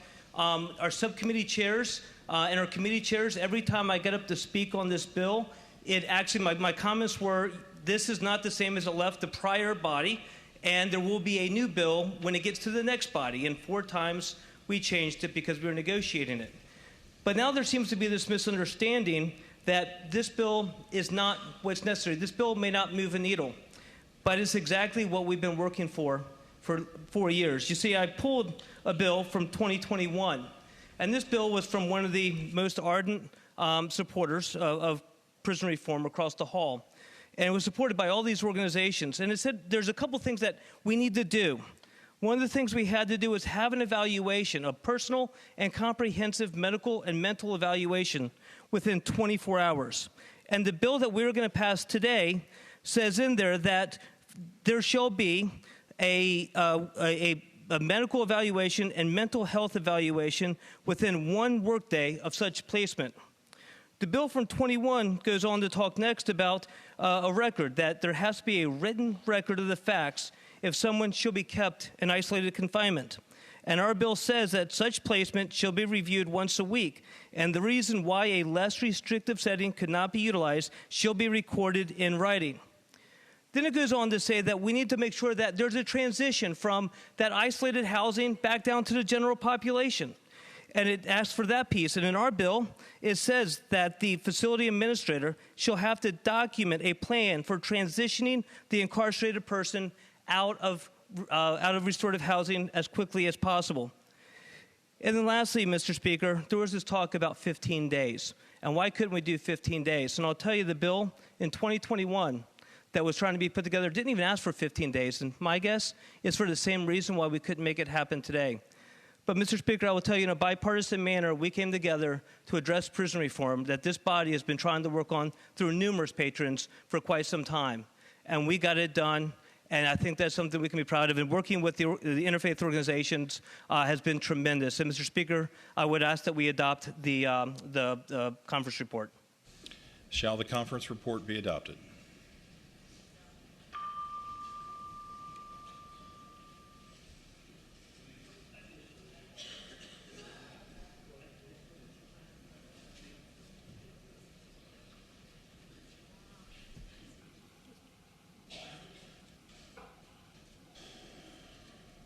Clerk will close the roll. Ayes 90, noes 1. Ayes 90, noes 1. The conference report is adopted. Mr. Speaker, continuing with calendar, next category is Senate bills in conference. Continuing on page 9 of the printed calendar, conference report has been received for Senate Bill 887 relating to the same matter, state correctional facilities, use of isolated confinement. Conference report is available online, available to the members here, and is now before the body. Delegate Davis. Thank you, Mr. Speaker. This is the similar conference report. I'll try to say this again shorter this time. Please adopt the conference report. Shall the conference report be adopted?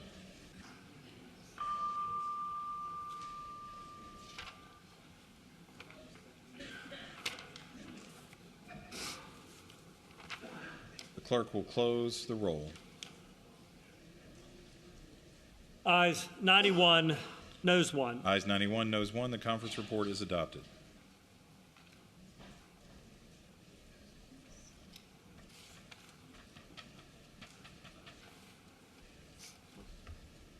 Mr. Speaker, continuing on page 9, conference report is received for Senate Bill 1052. Senate Bill 1052 relates to the Advisory Board on Teacher Education and Licensure, Teacher Recruitment and Retention. The conference report is available online for the public to see, for members here, and is now before the body. Delegate from Virginia Beach, Delegate Davis. Thank you, Mr. Speaker. Senate Bill 1052 in the conference report is identical to the way it came into this body. The reenactment clause has been taken off. This was the one that you were going to see a lot larger. Maybe some of you saw a lot larger version. However, I can't do to some patrons what the Senate leadership seems to be able to do to some of us here. So I would just ask that we adopt the conference report. Shall the conference report be adopted?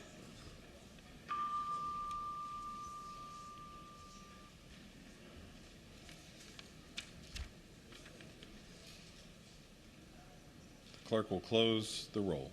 Ayes 92, noes 0. Ayes 92, noes 0. The conference report is adopted. Over on page 10, a conference report is received for Delegate Kilgore's, I believe he's the lead conferee, Senate Bill 1166.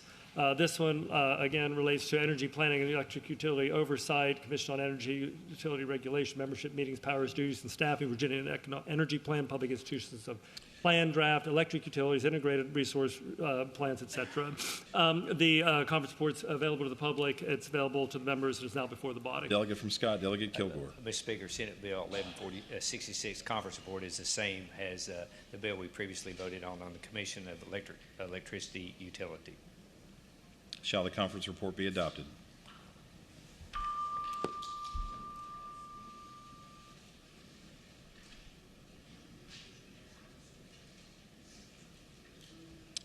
Clerk will close the roll. Ayes 93, noes 0. Ayes 93, noes 0. The conference report is adopted. Turning to page 13, the printed calendar, conference report is received for Senate Bill 1300, which I believe Delegate Davis is the lead conferee. Senate. Out of order. My apologies. Sorry. Page 12. Senate Bill 1265. Senate Bill 1265 deals with the Virginia Electric Utility Regulation Act, etc. The conference report is available to the public, to the members. It is now before you. The delegate from Scott, Delegate Kilgore. Mr. Speaker, this is a Senate. This conference report is a Senate cognate to House Bill 1770, which we discussed at length a few minutes ago. I hope it will be the pleasure of the House to adopt the conference report. Shall the conference report be adopted?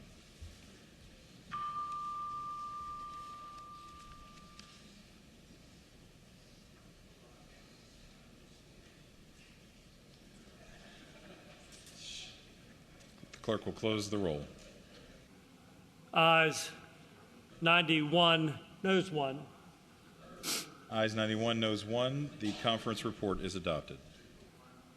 Now turning to page 13, Senate Bill 1300. Senate Bill 1300 relates to requirement for public primary and secondary school teachers annual trauma-informed care training program. The conference report is available to the public, to the members here, and is now before the body. The delegate from Virginia Beach, Delegate Davis. Thank you, Mr. Speaker. The conference report for 1300 is a little bit different than what it came into us. Essentially, first, it is now a Section 1 bill. Secondly, it was removed as part of teacher licensing.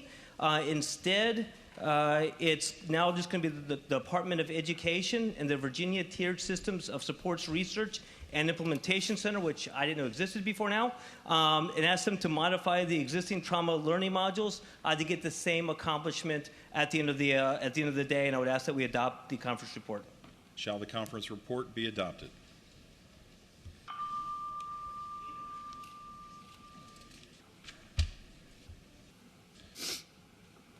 The clerk will close the roll. Ayes 90, no 0. Ayes 90, no 0. The conference report is adopted. Continuing on page 13, conference report is received for Senate Bill 1361 relating to the parole board, eligibility determinations, reports. Conference reports available to the public, to the members here in the chamber, and is now before you. The delegate from Patrick, Delegate Williams. Thank you, Mr. Speaker. This is the same as HB 2169, which we just passed, and I would move that we accept the conference report. Shall the conference report be adopted?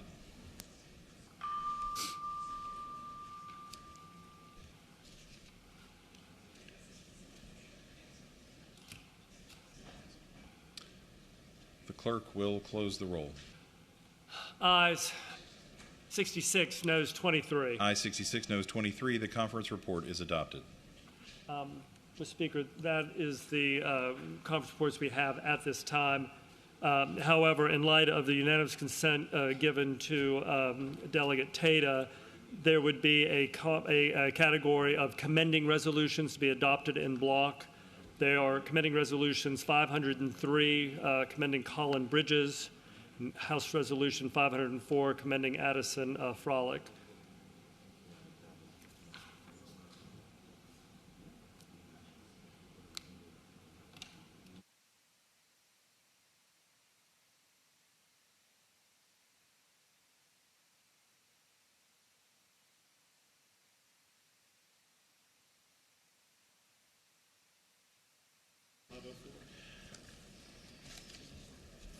Question is on adoption of House Resolutions 503 and 504. As many as favor adoption will say aye. Aye.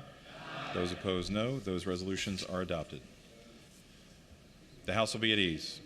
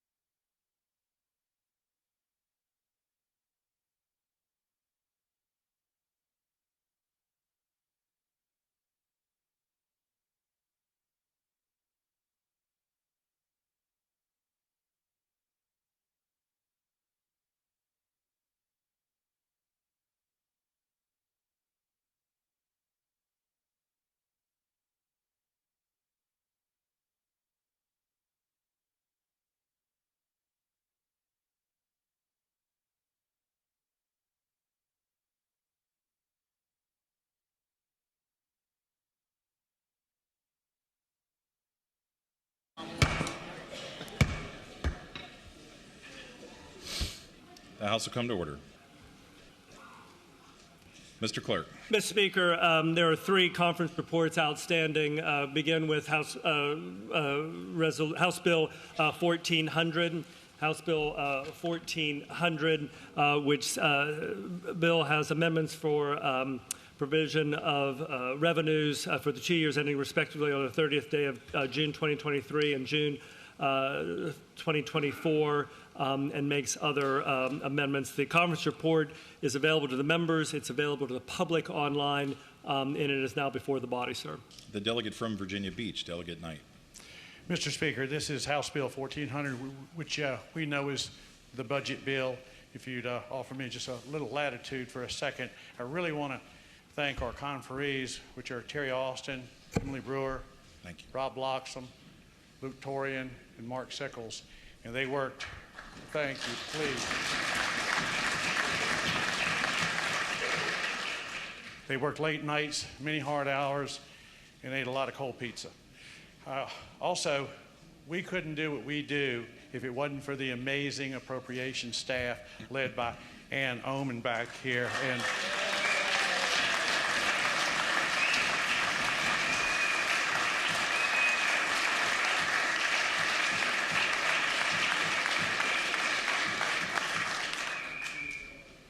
when someone like that and that staff can make that group I just told you look good, you know how well they are. Mr. Speaker, what we have before us is a stopgap spending plan. It's associated, of course, is a conference report to House Bill 1400. So, Mr. Speaker, I would ask that we waive the Rule 75C. The delegate from Fairfax, Delegate Simon. Mr. Speaker, speaking to the motion. The delegate has the floor. Yes, Mr. Speaker, members of the House, I appreciate the effort that's gone on so far with the budget, and well, nobody wants to hear somebody say, "I told you so," but here we are. We're at the 11th hour. We've run out of time, and so this is what's necessary to take care of a $200 million human error, right, that has cost our schools and our school divisions millions of dollars in education funding. So this is a necessary thing to do. I wish it weren't. I wish the Department of Ed had gotten this right. I wish we could have kept working towards the priorities that we have. And I trust, Mr. Speaker, that we still will keep working on getting through the impasse because there's a lot of money that's at stake here. Money for our education, money for teacher pay raises, money for our public employee raises. There's money, huge amounts of money for mental health funding that we all support. And that we can't abandon that. So, Mr. Speaker, I will take you all at your word that this is, in fact, a stopgap measure, right? And that this is just to get through the really important stuff, the stuff on the $200 million education problem, the stuff on the Revenue Stabilization Fund, these automatic triggers that are going to be hit. It could cost us and cost the Commonwealth money. And so I'm going to encourage members on this side of the aisle to give the votes that are necessary to waive the Rule 75C, which, by the way, is the 48-hour rule. And, I mean, the good news is that the stopgap is only 4 pages long. I don't know that we need 48 hours to get through 4 pages of text. But, Mr. Speaker, we're doing this with the understanding that folks remain committed to completing this process, and that we're not going to just use this stopgap as an excuse to stop working for those important priorities, and we're not going to let the governor's insistence on cutting corporate taxes prevent us from funding schools, from giving the teacher pay raises they need, and from getting those mental health investments that we all are counting on in the budget. So, Mr. Speaker, with that, I would hope that we will go ahead and vote yes on the motion to waive the rule. Thank you, Mr. Speaker. The question is on the motion to suspend Rule 75C in order to proceed to immediate consideration of the budget bill, House Bill 1400. Shall the rule be suspended?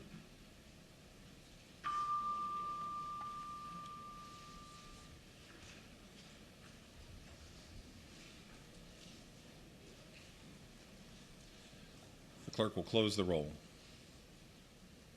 Ayes 88, noes 3. Ayes 88, noes 3. The motion is agreed to. The delegate from Virginia Beach, Delegate Knight.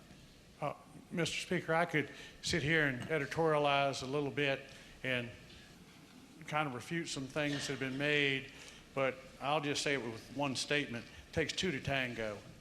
And anyways, our side was ready, but I'm not going to go there. I will say that I did go and give a briefing, our conferees did, to our side of the aisle, and then myself and the Democratic conferees over there gave a briefing to the Democratic caucus. I think we're all on the same page, but just real quick, I'll say we have 4 items we're looking at. The first item, which is on page 3 or so, goes to the rainy day revenue stabilization fund, $904.6 million. That money has already been in the budget. It's already accounted for. It was just if we met certain revenues, which we did, this engages the trigger on that. The next thing was the $100 million under the capital side on our cost overruns, which we had about $350 million in it, which is other $100 million. We don't want people building buildings to run out of money. This money has been allocated. This is a trigger for that.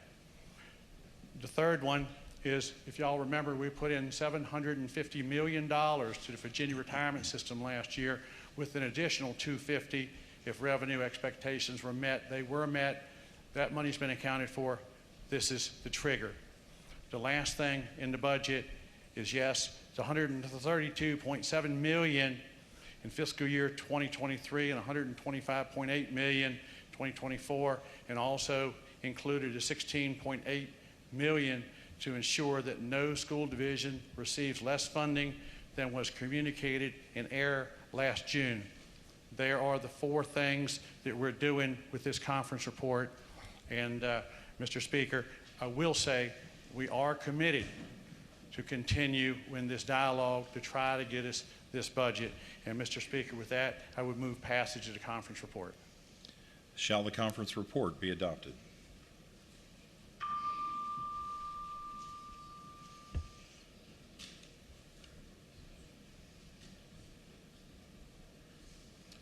The clerk will close the roll. Ayes 91, no 0. Ayes 91, no 0. The conference report is adopted. Mr. Speaker, going to the category of Senate bills in conference, page 11 of the printed calendar, if you're following that way, a conference report has been received for Senate Bill 1210, Senate Bill 1210. That measure relates to income tax subtraction, National Guard of the Commonwealth of Virginia. Conference report is available online. It's available to the members and is now before the body. The delegate from Hanover, Delegate Wyatt. Thank you, Mr. Speaker. Senate Bill 1210 is in exact same posture as the conference report for House Bill 2373 that passed on the 23rd, 930. Will allow active and retired National Guard members to deduct now up to $5,500 annually. I move adoption of the conference report. Shall the conference report be adopted?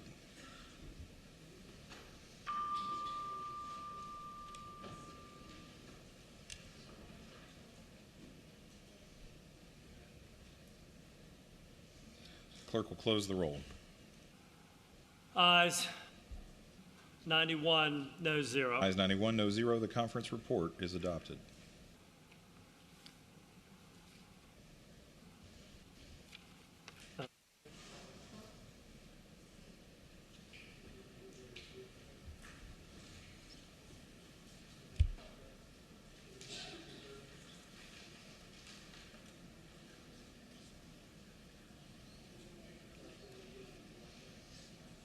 And, Mr. Speaker, the last conference report that we have is on page 13 under the categories of Senate bills in conference. SB 1479 relating to the Virginia retirement system return to work. I believe it's comparable to a conference report that we have considered previously.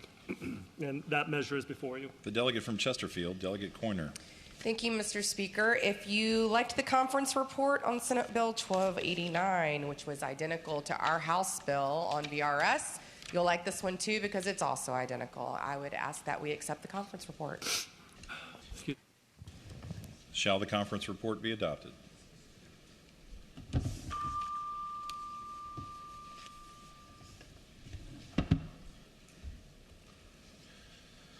clerk will close the roll.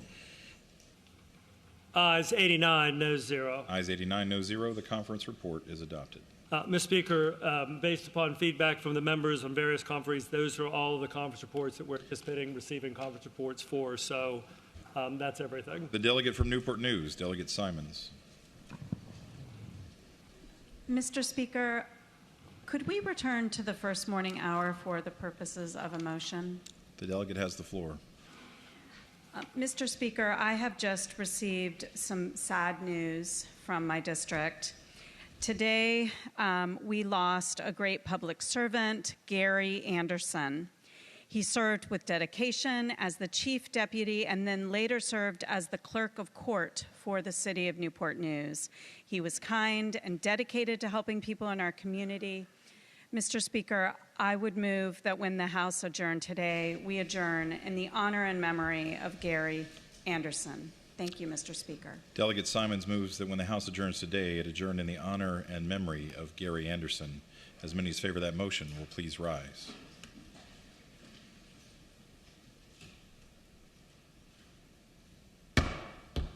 The motion is agreed to.